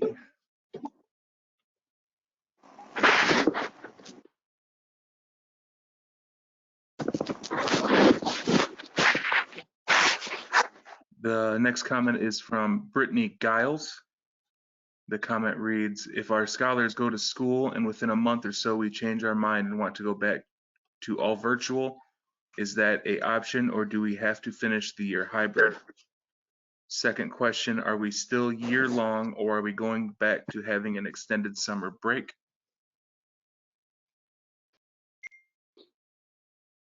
Some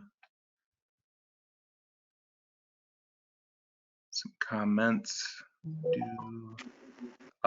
Bruce Jordan again with the question, do parents have into yet on bus stops, times, locations, and what days students will report, etc.?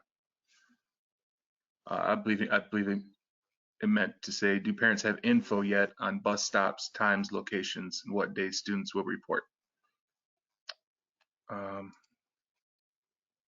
Okay. Again, Mr. Jordan comments, are air purifiers are going to be received after students go back to school? UTF was told that all would be in place prior to students' return. Will the date be pushed back? Let's see. And actually, Mr. Jordan, he did reply to me. He did say he would like to speak if you'd like me to unmute him. Feel free, he has a right. Yes, ma'am. All right, 1 second here. All right, Mr. Jordan, you're now unmuted and you may speak when you are ready. Hi, most of you know me. I'm Bruce Jordan. I am the MEA Uniserve Director, and I help with United Teachers of Flint. I work closely with Karen Christian and the teachers. I wanted to clear up a couple of misnomers that are about these questions, those 54 questions. Those questions came about during our secondary and elementary meetings, staff meetings, union meetings. The red in those questions are the answers Anita and Kevlin and the rest of the administration team gave us. And I think the blue ones, I think the blue pieces are the questions that we're still getting, are answers that we're still hoping to get. So when these questions, I think, were not submitted to you guys to make sure that you answer all of them, but to give you the information of the questions that the teachers have already asked and gotten answers to. And I think that's a very good clarifying point that, Ms. Stewart and Mr. Jones and the entire administration team, as well as the leadership of UTF, have been working very collaboratively, very hand in hand in trying to get the district ready for in-person learning where the kids coming back. So, you know, with only a few questions still remaining, we're really moving in the right direction as far as getting the questions answered that we need. So I just wanted to make sure that you all knew that those weren't questions that we wanted the board to answer, but we wanted you guys to know what the questions and the concerns of the teachers were and what the responses were that we got. Okay. Thank you so much.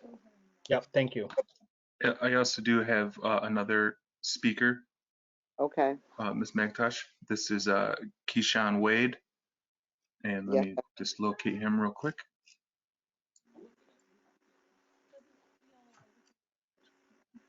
All right, Mr. Wade, you're now unmuted. Thank you. My name is Keyshawn Wade, 3373 Kent Street. I don't really understand why this is even like a topic of conversation, especially since I haven't heard the board talk about any testing. I've only heard about temperature checks, and when we know like 40 to 50% of people who test positive for COVID are asymptomatic, so a temperature check would be ineffective in wondering if you have COVID or not, thus not only endangering all the students, but endangering the teachers as well, in which we literally don't have enough teachers in our district as it is, and you're endangering the teachers by forcing them to work in these conditions and not having proper testing available to even testing negative is not even a good enough thing so that you are being safe. And the bylaws of this board specifically state like the safety and welfare of people is what you guys are responsible for. And by making this choice to reopen schools, you're not directing your efforts to ensure that these kids are safe, and neither are the teachers. So I really want some explanation as to why this is even a topic, why this is even an option to be considered, especially in the that we're in this pandemic. Like we've seen what has continually happened again and again when we open things too soon and they serve as punishment. Thank you. Thank you very much. Stephen, is there anyone else?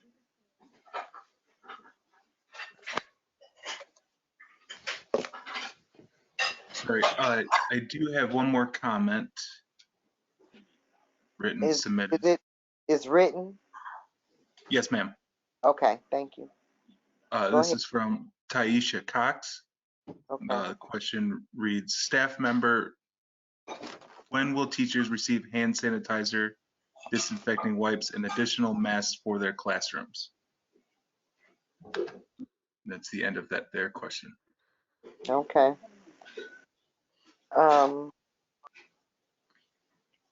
That's all. Is that all of our questions and comments, Stephen? One just popped up. Sorry. This one here is from Rebecca Middleton. And she asks, who will be supervising the quarantine room? And as of right now, that is the last question. Okay, thank you. Does any board members have any questions? Yeah, I do. Go ahead, I'm Ms. McIntyre. just I echo what Keyshawn Wade is saying, you know, that we do have, I don't think it's micromanagement. I think that we have a responsibility to the community, to the public.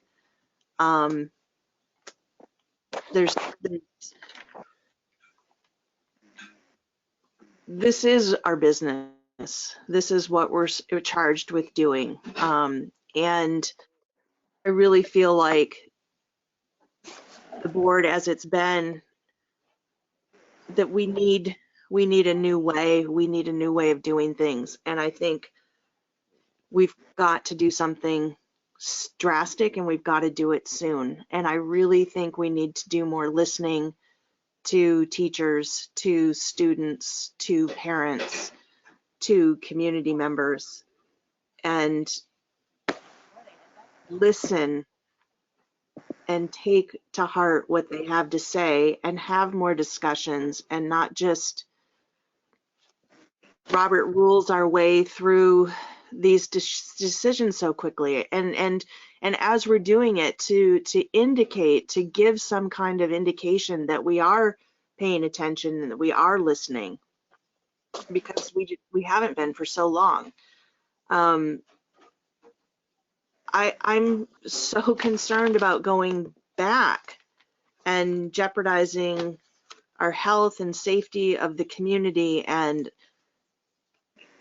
I'm an educator. I have been my whole life. I understand that this is at a great personal loss and sacrifice to ourselves, our families, and our community.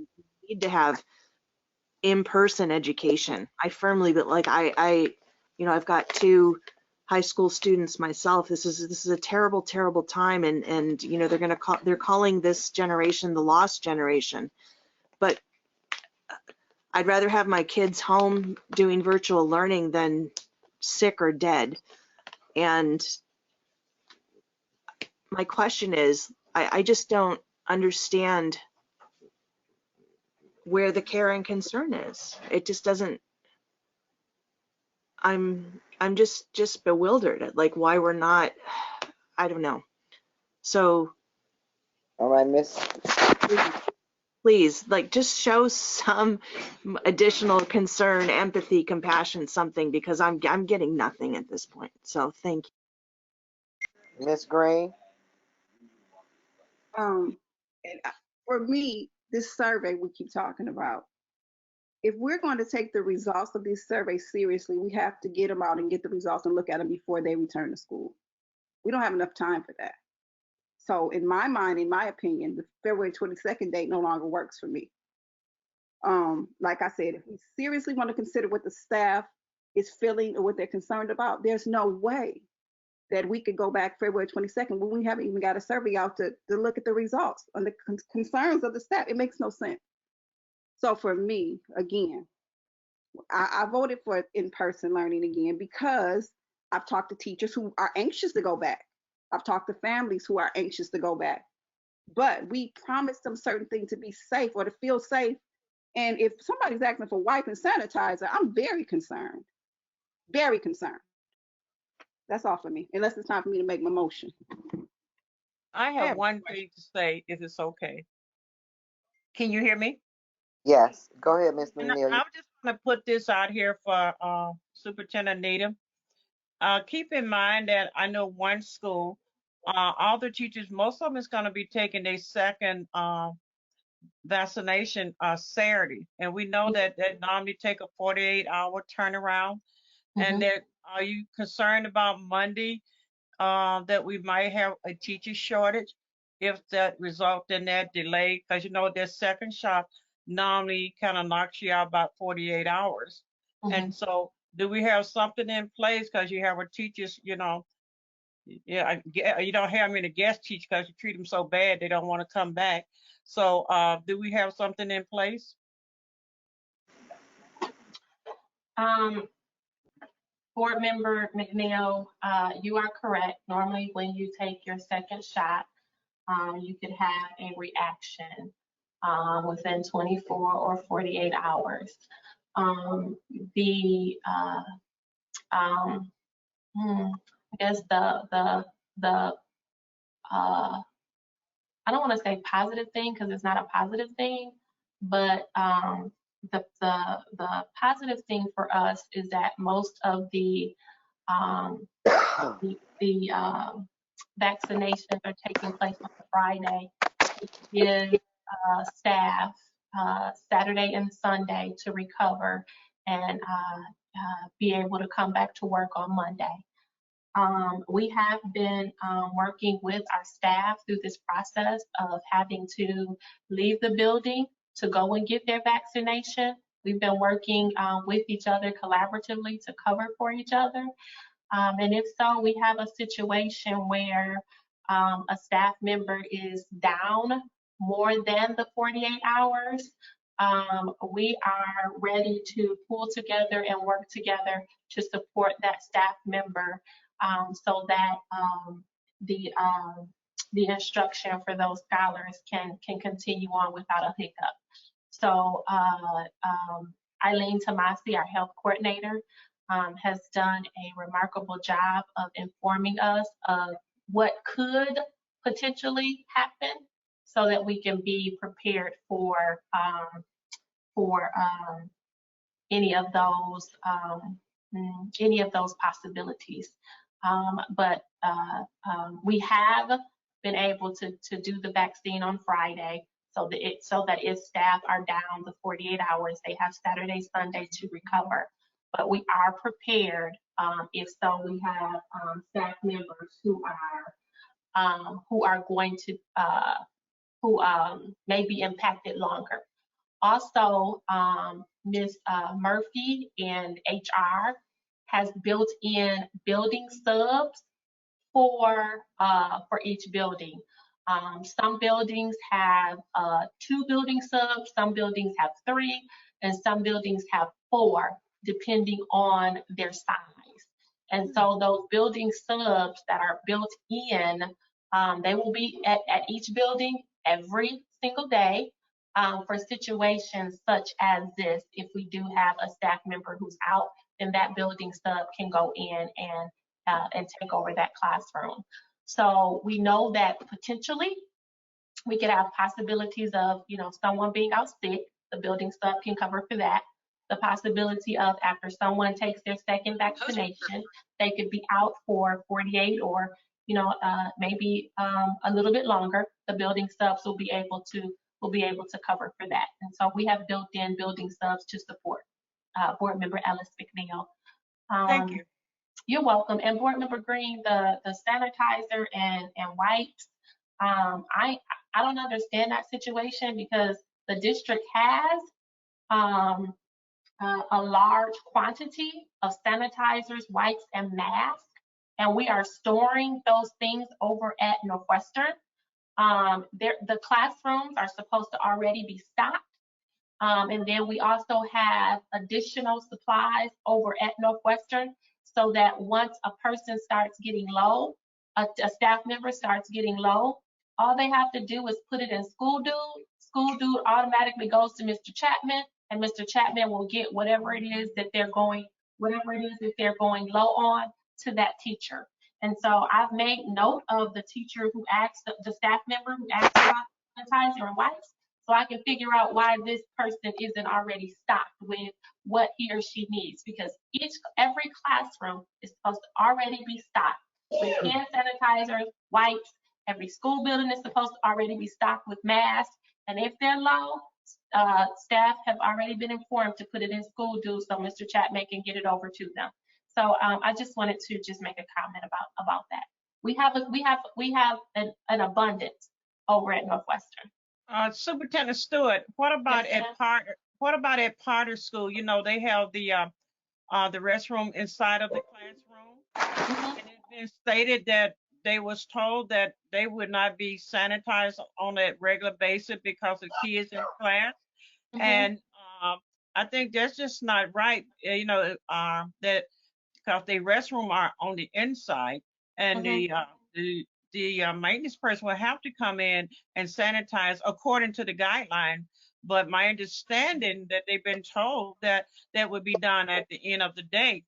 Also at Potter, the doorknobs are probably, and this, they're concerned about, who's going to be doing the wiping down.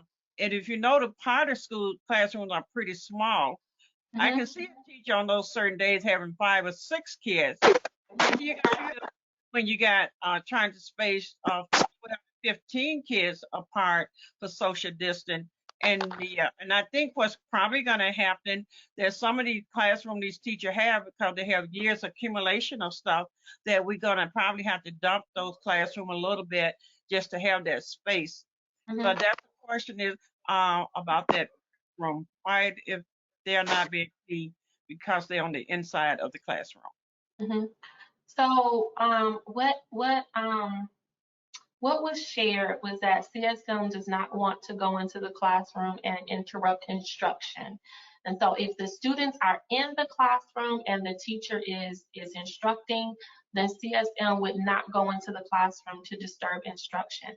But the if teacher doesn't have a problem. Yep.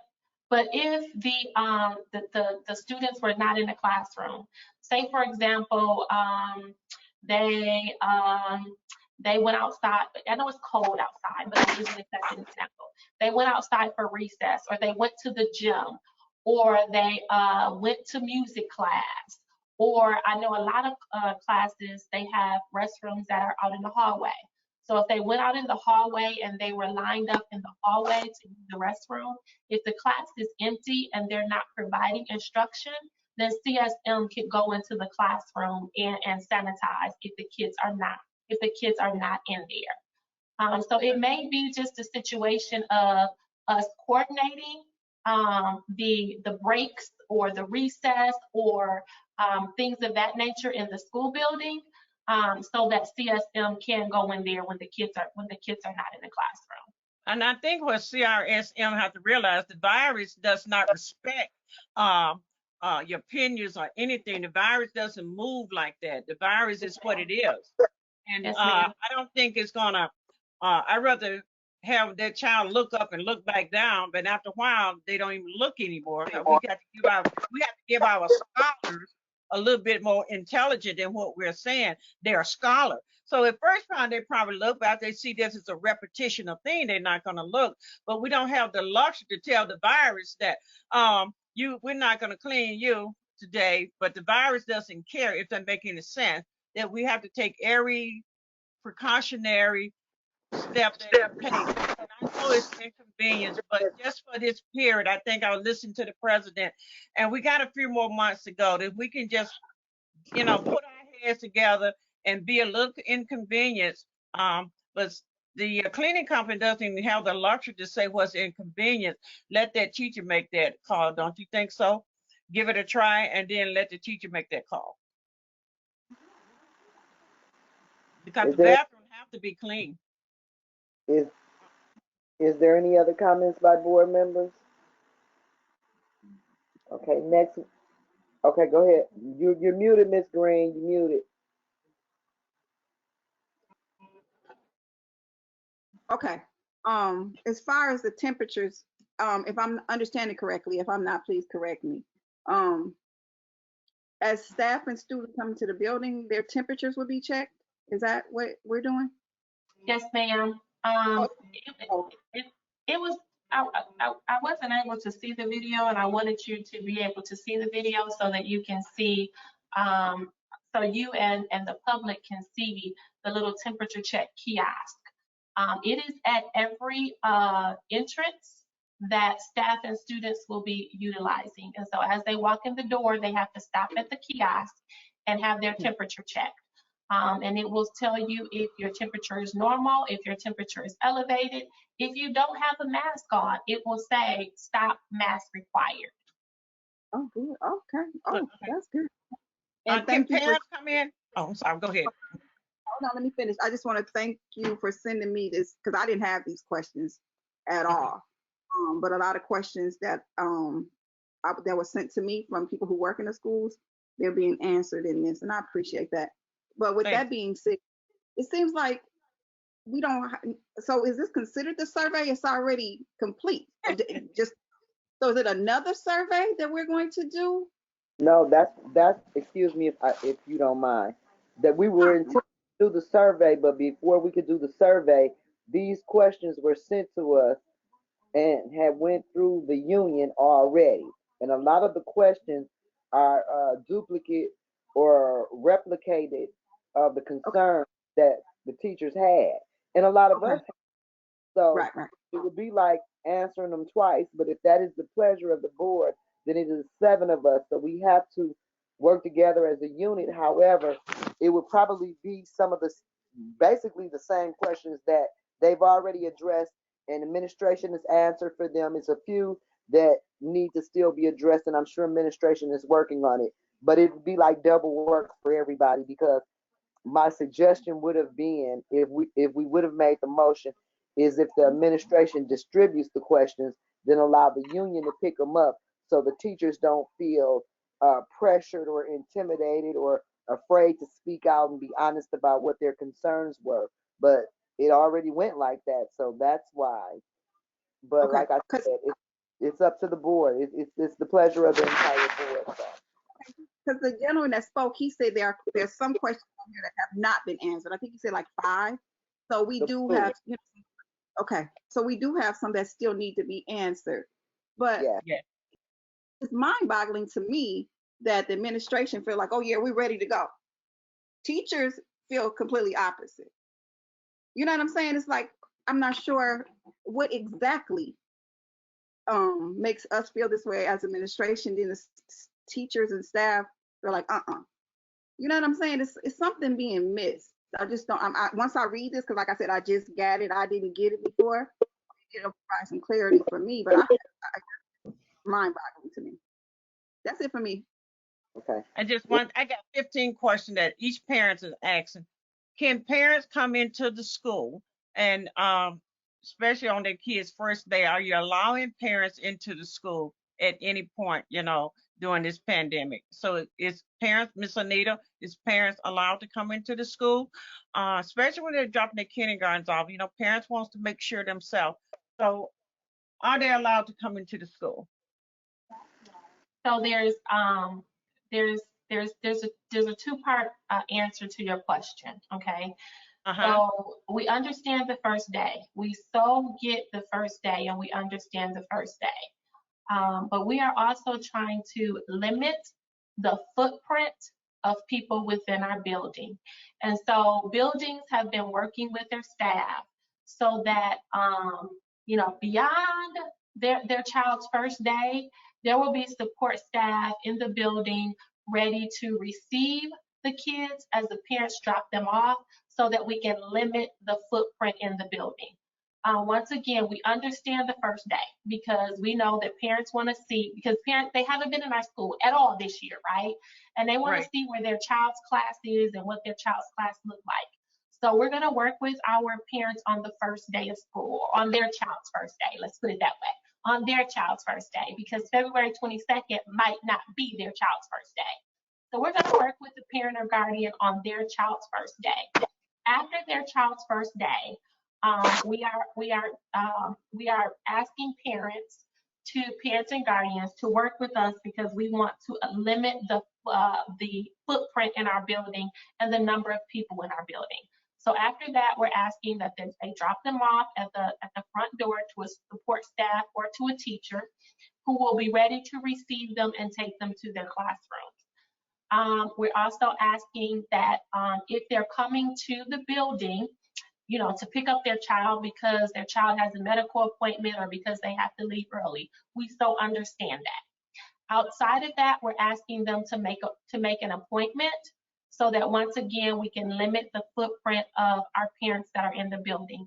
And this is to, limiting the footprint is to mitigate the risk to any of our staff and our students. And so we're hoping that our visitors will understand that that's why we're trying to limit the number of people that are in our building at one time. But we so understand the first day, because we know that parents want to see where their child's class is and want to see the setup of the classroom. Okay. Any other questions from the board? I have to add clarity to something. I misspoke about something, so let me add clarity to it, please. Please do. Yes, ma'am. I said that teachers had access to school dues, and they do not. The building secretary and the building principal has access to school dues. So if a teacher or if a staff, any staff member is running low on any of their supplies, they just need to let the building secretary or the building principal know, and they will put that information in School Dude, and then those items will be delivered to the teacher. So teachers do not have access to School Dude. I misspoke. I apologize.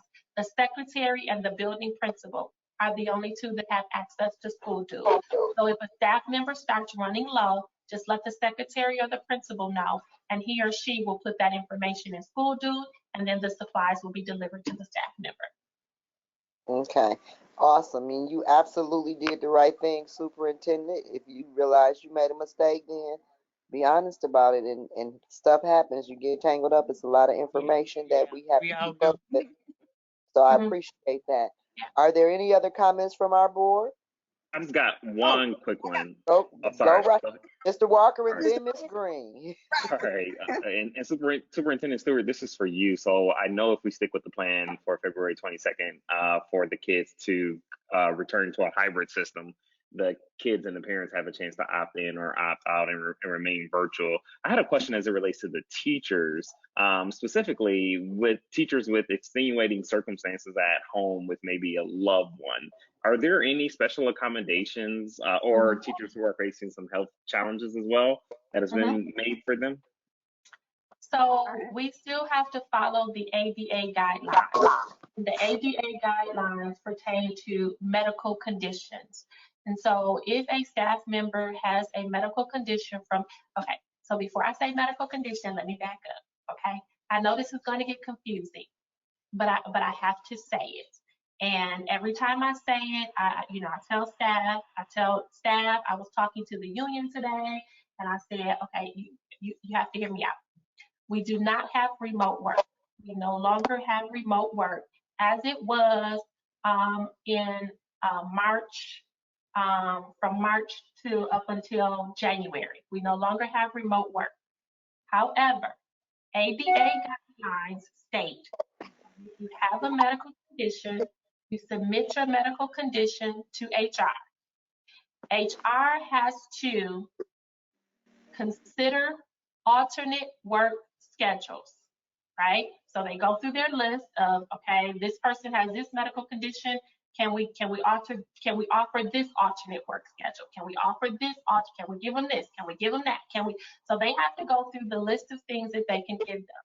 After they have exhausted their list, then the person has to go on leave, okay? So they have to go through all of the alternate work, all of the options, right? It could be that a person needs a larger screen. We have to give them a larger monitor, right? It could be that a person needs, they need to leave on Thursday, 30 minutes early every day. I'm making stuff up, y'all. Right. I don't know what medical condition will require you to leave 30 minutes early, but it could be that they need to leave. Maybe they need to go to the doctor. There we go. Maybe they need to go to the doctor every Thursday for some type of treatment, and they need to leave 30 minutes early. Can we offer them an alternate work schedule where they get to leave on Thursday? Maybe this person has, let's just go with one that I got today. Maybe this person has cancer and they're going through cancer treatment right now. Okay, I got that today. A teacher has cancer and that person is going through cancer treatment. And because of the person going through cancer treatment, they can't be out right now. So can we offer that person an alternate work schedule? We can. We can offer that person an alternate work schedule, which may mean, I'm not using the word remote work because we don't offer remote work, but it may mean that the alternate work schedule is that the teacher can do distance learning from home, right? The person can't go out because they're going through chemotherapy or whatever, so they can't go out, but they can be at home and they can work screen to screen at home, right? And so maybe the doctors have stated that this person is going to go through treatment for the next 6 weeks. So we need to offer an alternate work schedule for the next 6 weeks. Okay. So I know that sounds crazy because when I say we're not offering remote work, we're not offering remote work, but we have to follow the ADA guideline. and go through all of the options. And after we have exhausted all of the options and like there's like nothing that we can provide this person, then the person has to go on leave. So does that make sense, Mr. Walker? Yeah, definitely interesting with the wordplay, but yeah, it makes sense. Yeah, it is. It is interesting with the wordplay. Let me ABA guideline, ABA uses alternate work schedule, and I think sometimes when from what I have been experiencing, when we throw out remote work, people sometimes get confused and say, "Oh, we're back to the way that we were before," and I don't know. I have a cough today. So because I have a cough, I want to ask my boss, can I work remotely? Right? And I know that sounds crazy, but you probably, we get a lot of requests for remote work. And so we have to be careful that people are not getting it confused with how it used to be. But we do still have to follow ABA guidelines and make sure that we're not violating those guidelines, and we're going through all of the options until we've exhausted all of the options. Thank you, Superintendent. Thank you. You're welcome. So just to kind of piggyback off that, so I'm going to get you, Ms. Green. I'm sorry. So basically, what it is you're trying to find them work within their restrictions. If due to a health situation, they're restricted. Yes, and it's only in ABA guidelines. It's only due to a medical condition. Yes, I got it. Yes, okay. ma'am. Go, Ms. Green. I just want to Mr. Walker for asking that question. That was the question that I asked about 3 or 4 meetings ago. I asked about the doctor's notes and were we honoring those, and I couldn't get an answer. That answer right there was detailed for me. So I appreciate that, Mr. Walker, Superintendent Stewart, because that answered my question too, because that was something that I lost sleep over. So I appreciate that. No problem. Okay. Are there any other questions, comments? Oh, I do have. Go ahead, Ms. Green. Not in reference to return to school though. So I was kind of torn if I should say this now or say it later. Or is this my last opportunity to talk about this real quick? I mean, if you have something to say, feel free. Okay. So I was talking to Eagle today. And if for those who don't know what Eagle is, it's Environment Great Lakes Energy. And I brought up the tanks that we have to pay the $131,000 for to get removed. And they say they have money to do that. I have a coordinator who works this area. I didn't talk to her, but I was going to pass the information along because I didn't know what to say to her. But I think if we could get that where we don't have to pay for it, to pay for all of it, and it's funds and it's out there. He said it's grants. His name is Paul. Grants out there, and he also said it ain't necessarily a grant. That this is something that they will pay for. That'll alleviate that $131,000 or a percentage of it off the district's general fund. So I think we need to. And I told him about the time sensitivity of it all, and he said the people who pay for it are the ones who put out the order for the tanks to be removed. So they would do an assessment. I'm not sure about the whole procedure, but if the money is there, we can tap into that cash. We definitely need to do that. And I don't know who to give this information to, but I want to pass it along. And I'm hopefully we look into it seriously and try to get this money so we don't have to spend it. Board Member Green, can you send that information to me? And if it is something that requires board action, I will make sure that the board members get it for the March board meeting. Okay, thank you. Thank you, Ms. Green. Great information. Yeah. Awesome. Any other comments from the board? Thank you. I had a comment. So I'm still confused about, and I apologize about, thank you, Mr. Walker and Ms. Green for asking those questions, but I'm still getting reports that teachers and staff are not being allowed to get medical accommodations with doctor notes, that they have to take Family Medical Leave Act days, and that they're not being, that there's no accommodation for people who can't come into work. So I'm confused at the answer that we're getting, that it seems to conflict with anecdotal statements being given to me by people in the community, a large number of them. So I'm concerned. I'm still concerned about this. I don't feel like that's an adequate answer, but and I still have so many questions about the answers that are given. Another question came up with the sneeze guards. They're going to be available, but how are they going to be put in? Like there's no plan for it. Once they get there, how are they going to be attached to tables? All the tables are different, and a lot of teachers have their own tables. Like, are they just going to get, I don't know, take a hammer and nail and nail them in? How, what, like logistically, this just doesn't.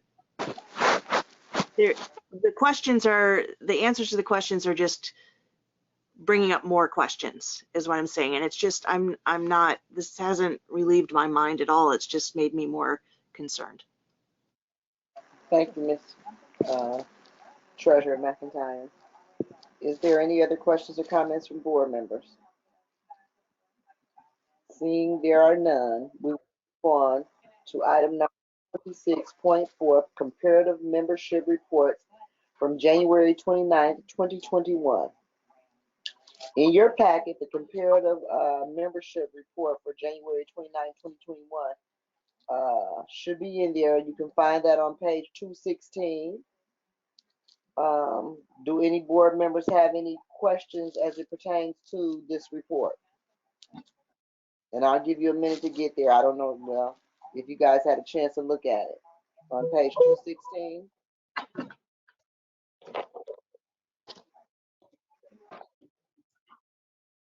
Are there any questions as it pertains to this item?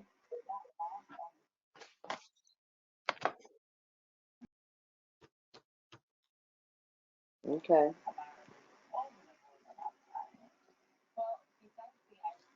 I'll take it there are no questions. At this time, I would like to give the public a final opportunity to address the board before we adjourn our meeting.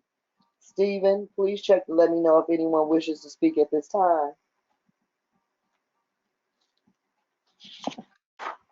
Yes, Ms. McIntosh, I do have a couple more questions, but I would like to also state, just so everyone's aware, I just uploaded the video that we had technical difficulties with to the school board YouTube channel, so everyone can see the video as of right now, and I will also add it into the YouTube upload of this meeting once if it's done downloading. So for comments, let me start with, where are we? Okay. This comment is from Katrina Ireland Torrey. Her comment is, what about teachers who do not get the second shot until after the return to face-to-face? How many teachers are fully vaccinated? Also from Ms. Torrey. This comment from Chris Manicky says, many of us are getting our second shot on Saturday, not Friday. It's Julie. Let's see. This comment from Karen Mouchette. Sorry if I messed that up. Mouchette Conway. Can the building receive gloves? This comment from Melanie Hemphill. Will third marking period conferences be held virtually to limit people coming into the building?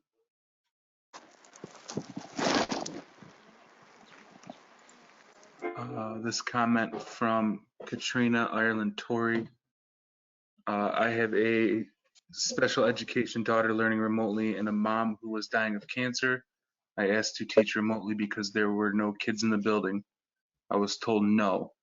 My mom died on January 22nd.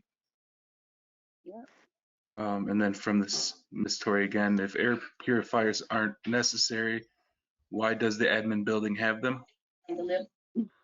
And the teachers don't. And this comment here from Rebecca Middleton. The first thing that we will do is eat breakfast in my classroom, masks off, with a sneeze guard that I have yet to see. And then checking the other side, I currently do not have any hands raised, and that appears to be the end of comments.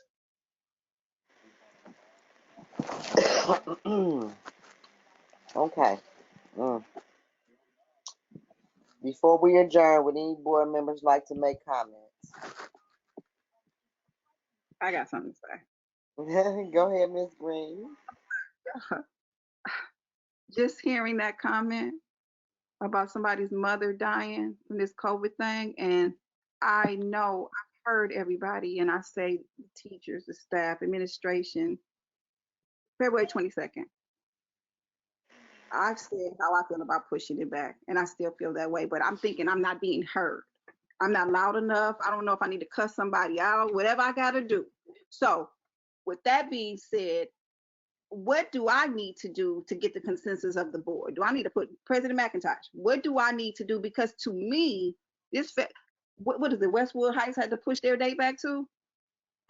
See, and I don't have a problem with us going back and then having to come out, but what I do have a problem with is people getting sick and dying. What do I have to do to be heard? Because it's a lot of times I feel like I'm not heard. I don't know if I'm just coming across as too nice, but I'm not that nice.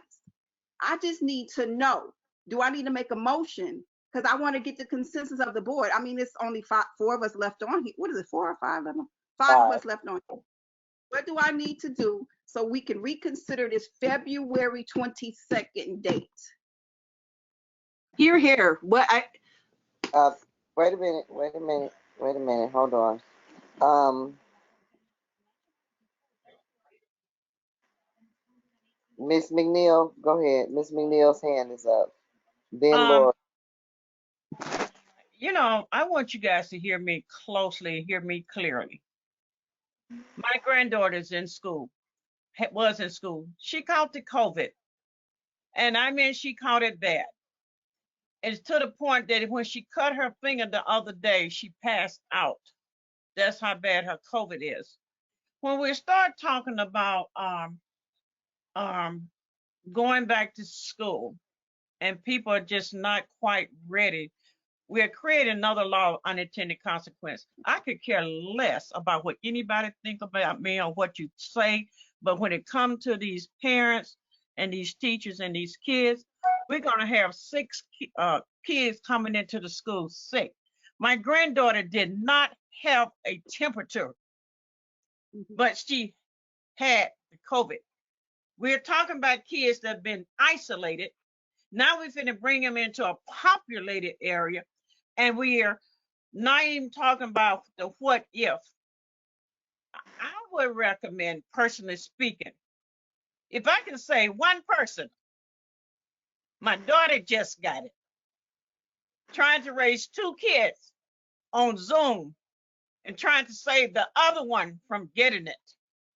And the teachers where she was at, she had to pull that one out because the teacher was so scared that she couldn't teach. This is a pandemic. This is not the time to pull out the rule book. This is to pull out the heart book. Pull out your heart. If it's not ready, it's just not ready. I spoke with the president of the school, of the union. My understanding is that they do have an action plan, if they can, that they could present. I don't know if it has something to do with the funding. Even the president of the United States, listen to your news. Nobody is sure. We're not talking about teachers. We're talking about human beings that have to go home. They have to take care of their family. And I don't want to have to bury anybody else. So if it's not safe, if I cry, you can laugh at me, you can talk about me, but I'm not crying for pity. I'm crying out for mercy. That if it's not right, it's just not right. We are not that eager to go back to those schools right now. If it's funding, just say where it's funded.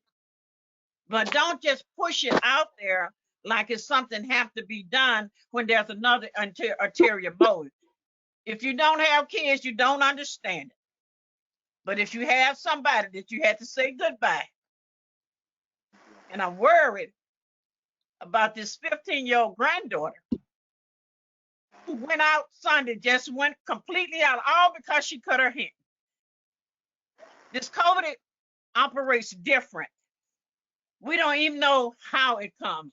We don't know when it goes. So you don't know if it's in the bathroom. We just don't know. Is it possible that we can just wait, maybe another week or two? I don't know. To me, I can wait. I don't have, but something is pushing this, and we got to find out what is pushing this. Is they holding up the money? We got teacher coming to school into an empty building, and you're saying something about a policy. We gave them till January. Well, the pandemic didn't give us till January. The pandemic won't go away because we got a policy saying, well, after January or February, you got to go back into school. That's not how the pandemic works. So we got to work around all of this other stuff and stop calling them teachers. They're human beings that has a job to do. The nurses have a job. So if we could do that, that's fine. But then let's find out what is bewitching us to push this like this.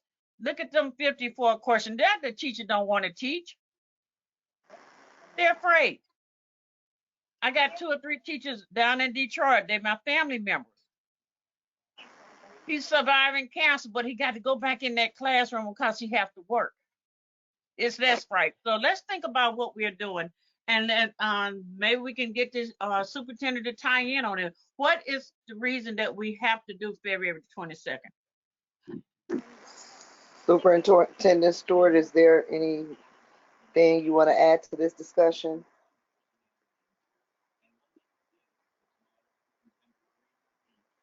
Uh-oh, did we lose everybody? Are we on here by ourselves, guys? We're probably here by Okay, ourselves. I'm sorry. I was just talking and I thought you guys heard me and you were on mute. Okay. So a couple things. Back in January, the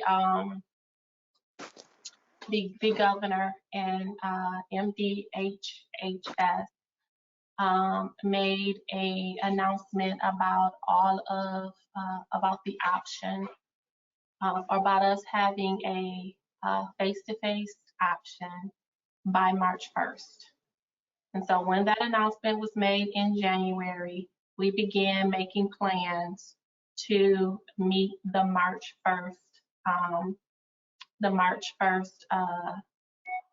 deadline.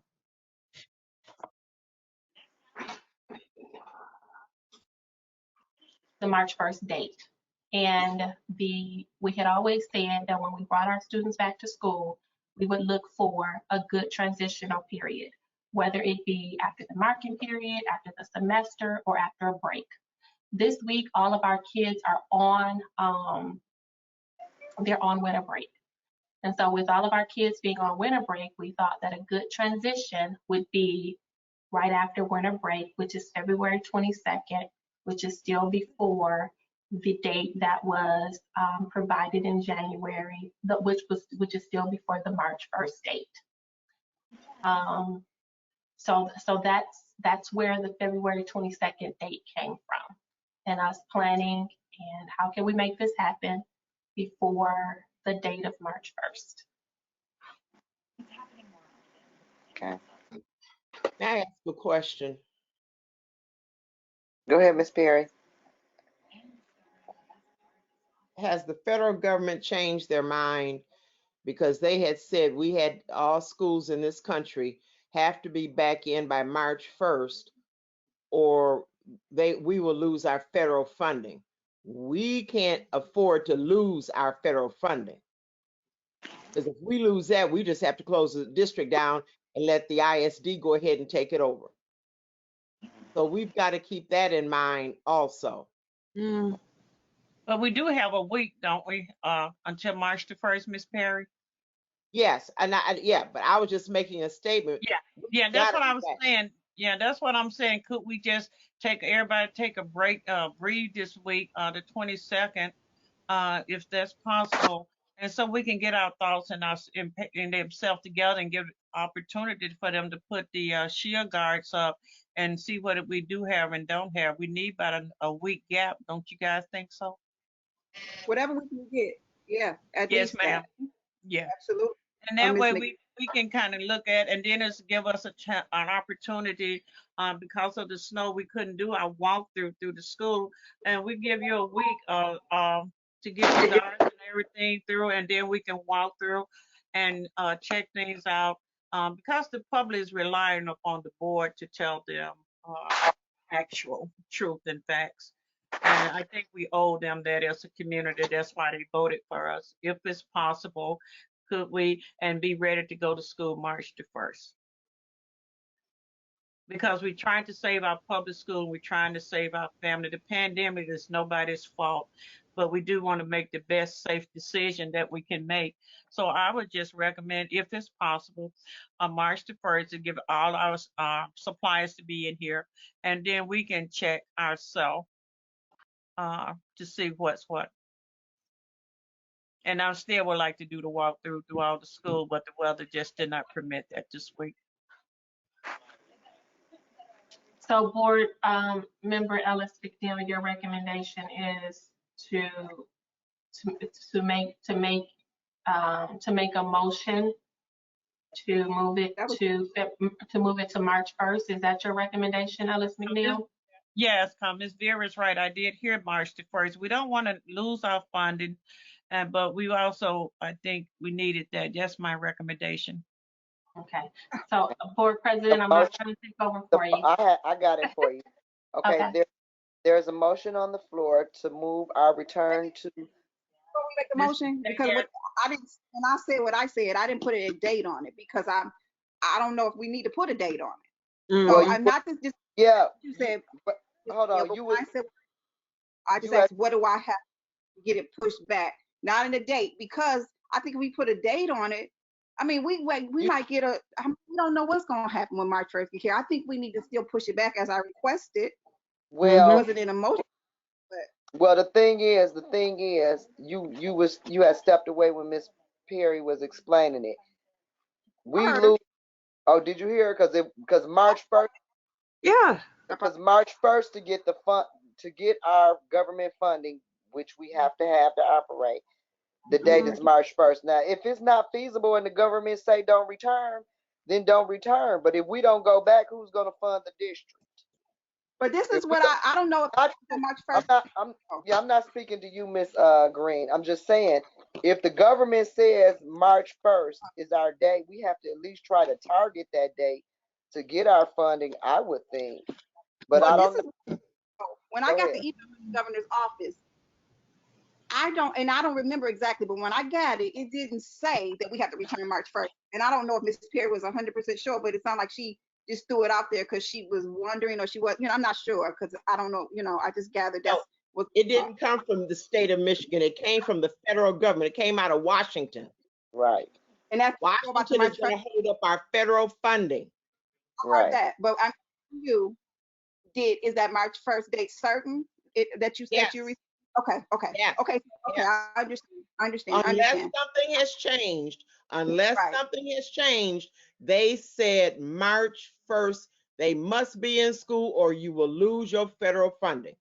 No. Hold on. Have to give I heard something a little different. I could be wrong. I could be wrong. Right. But I heard something a little different. I just don't know about that March 1st date because I don't know all the details in reference to the March 1st date. Okay. Miss Wright has her hand up. Go ahead, Miss Wright. Yeah, I think that the positivity rate is going down, which I do hear all of the concerns of my fellow board members. But I also think we need to look at the fact that there are a lot of parents who are looking forward to Monday. And so how will this affect families who are making plans for school to return in whatever, fashion they have chosen on this Monday? And I don't think it's fair to the parents, even though I do understand the concerns regarding the teachers. And surely, Mrs. McNeil, I don't want to put anybody in jeopardy. But when I look at the overall picture where the union UNICEF director has come on and said, out of all of those questions, that they are working with administration, and there are only a few that they still need to address. We've already sent information out to the parents saying that school will return. We are following all of the guidelines for people who may have extenuating circumstances based on the rules that we have to follow. And even though I know, we may not always want to follow rules, that's how business works. You have guidelines and policies and things that you have to follow. And sometimes, we may feel one way in our heart, but the guideline pushes, has us doing something totally different. And I clearly get that, but I do think that at this last minute, when you look at the whole picture, I don't know if us not returning on the 22nd is good for everybody at this point. Are there any other comments from the board? Yeah. Her point is well taken. I understand that. And she does bring out a good point, because we're talking about people and everybody got different agendas and different things to do. And I respect what Miss Diane said, that parents have prepared for the 22nd. I am very emotional, and I guess that as well. But we just in a split situation here. But I just pray that we have everything we need on the 22nd. That's what I'm saying. Those shields, those protective shields. That is what I'm just really concerned about, because it does make a difference. That they do have good ventilation. And that's where I'm at, just and right now, I think they said they're here in Genesee County. Then you They're have in the district. Huh? They're in the district. The board shields are, the dust shields are in the district. So you're saying by the end of the week or by Monday, everything will be in place. That's what my concern is right about now. And I'm trusting that you're saying that I don't, I listen to a lot of the teachers, then there's some that I don't listen to because I don't work with them and I know how they are.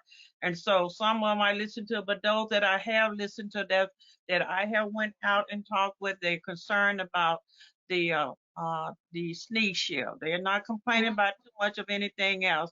President of the union assured me that those teachers that have to be out due to the COVID or the vaccine, that they're going to get paid for that. So they're not going to lose pay for that. She assured me of that part. But the whole thing is that we want to make sure that those bathrooms are sanitized, especially at Potter, and they have the sneeze guards. And if we can get those there, and I have to go along with Miss Diane, as painful as it is, because we got single parents. They're overwhelmed. They're stressed out. They need a break. The kids need a break. My granddaughter needs a break. So it's just that we just got to be, the teachers need a break. So I can't satisfy everybody on board. I'm saying how I feel. You can vote the way you want to vote.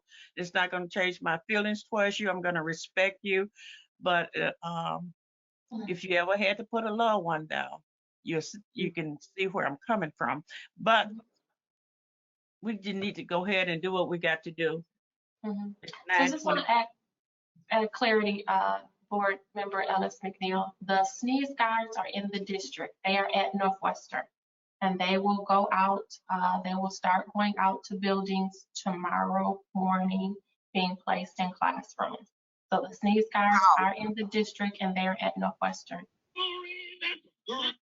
And I'm gonna be, I'm gonna be on site Mondays at some of these schools, just because that's who I am. I'm gonna be on site. I'm gonna make myself available Monday, Tuesday, Wednesday, Thursday, and Friday of next week. I'm gonna if it's good enough for them to come out, it's time for us to come out. If they got to go back to school on the 22nd, then our next board meeting should be at Southwestern. Very scary. Yes, absolutely, absolutely. Mr. Walker, did you want to say something? I think Miss McIntyre was going to say something, and I can speak after her. Miss McIntyre, did you want to say something? Yeah, I still think that we went from we vacillated from one side to the other. Everyone was starting to get all emotional talking about, oh, you following your heart instead of, the dollars, and then we went right back to where we were before about here are the rules and we've got to follow the rules. There's not an order to return to schools on March 1st. It's a recommendation. The governor just urged. Looking at the parents, looking at what the parents got to say. Can I please speak? It's not about no Order. emotion, and I don't think you should use Order. that word, Laura, because wait. you're taking advantage. Order. I'm not even saying anything against you. Hey, Miss Laura has the floor. Miss Laura, can you please finish what you're saying? And let's respect one another, everybody, please. Miss I Laura. don't think I'm the one who doesn't have respect. I don't understand why I'm talking about. Okay. Please, ma'am. I said everyone, let's have some respect. But go ahead, Miss Laura, you have the floor. Thank you. What I'm saying is we went from talking about emotions to then talking about budgets again. And I really want to stay away from, talking about balancing the budget and trying to make sure that we follow the rules. And, because rules are meant to be challenged and changed, especially when they're wrong. And especially in Flint, Michigan, of all places, haven't the families of Flint been through enough death, devastation, and destruction with the water crisis? And compound that with a global pandemic, I just feel that we don't have enough answers. We don't. I still don't. Can I please finish? I thought you were gonna be on all day. Now, go ahead. No, I'm just no. What I'm saying is that it's a recommendation to go back. Honestly, I'm trying to be respectful, and I don't. I'm getting people rolling their eyes and making all sorts of, walking off. I really don't understand this board. I've never been on a board before like this and gotten this response. I'm asking questions and I'm making statements and I'm doing it with love and respect. And I just don't get it. I really don't get it. The governor has made a recommendation to return March for a recommendation, not a mandate, if it's safe. And what we've determined in these discussions is that we don't know that it's safe. There are still questions that haven't been answered. And it's not the number of questions that haven't been answered. It's the quality of the questions that haven't been answered. Like, for example, the shields are in the district. Well, I don't care if the shields are in the district. Are they in place and ready to go? And are they going to do what they're supposed to do? Are we going to be able to put shields up in 2 days? Like, I asked a question. We have all these different desks. This is a question that has come from several teachers. We have all these different desks. How are we going to attach the shields to the desks? There isn't anything in place to put the shields on the desks. Are we going to take hammer and nails and just start banging them on? Like, there is no protocol right now. So that's just one little question. And so it's not a mandate that we have to go back. It's a recommendation, a strong recommendation to go back if we can do so safely. And I don't think we can do so safely. And I don't think making an argument about federal dollars and losing our school district, because frankly, that's been weaponized against us for several years about if we don't do this or if we don't do that, if we don't follow the agenda or the whims of this particular interest or that particular interest, then we're going to lose our funding or we're going to lose our school district. We have to do what's right. We have to listen to the community, to the parents, and to the students. We have a student on the line from 2 years ago who spoke very eloquently and impassionedly. We have to listen to our community, and we're not listening to them. And so I don't recommend that we go back. And I'm just, like Ms. Green said, what is it going to take? What do we have to do to put this off, to make this safe so that we can go back to school? Because we do need to go back to school. And we need to do it with all deliberate speed, so to speak. Okay? But it has to be deliberate and it has to be safe. Thank you. I just want to say this here. When you, Miss Laura, when you say that we're not listening to the people, you have to realize people are talking to us as well. Is They're Mr. not, Walker next? Excuse me. Let's get some order. Right now, I'm going to say on. what I got to say. If you were concerned about what Mr. Walker said, you should have limited the conversation to 2 minutes. This ain't going to take but 2 seconds. What I'm saying, Laura, is that you can't say the people, we're not listening to the people. We do listen to people. I have people talking, speaking to me. You have people speaking to you. What Ms. Wright said, that I know most people don't care about the single mom at home want to drop her kids off. And we have told them, I want the school to be moved to a later date, but I had to be considerate what Ms. Wright is saying. It's not being so much emotion. Yes, I am emotional about my kids dying. Yes, I am emotional, but I'm not so emotional that we have sent out the notice that she's saying that we had told these parents that kids can come on the 22nd. In the school that I went to, they are prepared for them to come on the 22nd. Then we got some teachers are not ready. I don't think we're ready, but am I gonna inconvenience some constituent that has reached out and said they have prepared and they are ready to go for their kids to go to school? That is what I'm saying. That it's a tough situation, but to come out and say we don't listen because one student got on it, the student didn't speak for all the students. They spoke from what they feeling. Laura is speaking from what she's hearing. Ms. Wright is speaking from her constituent.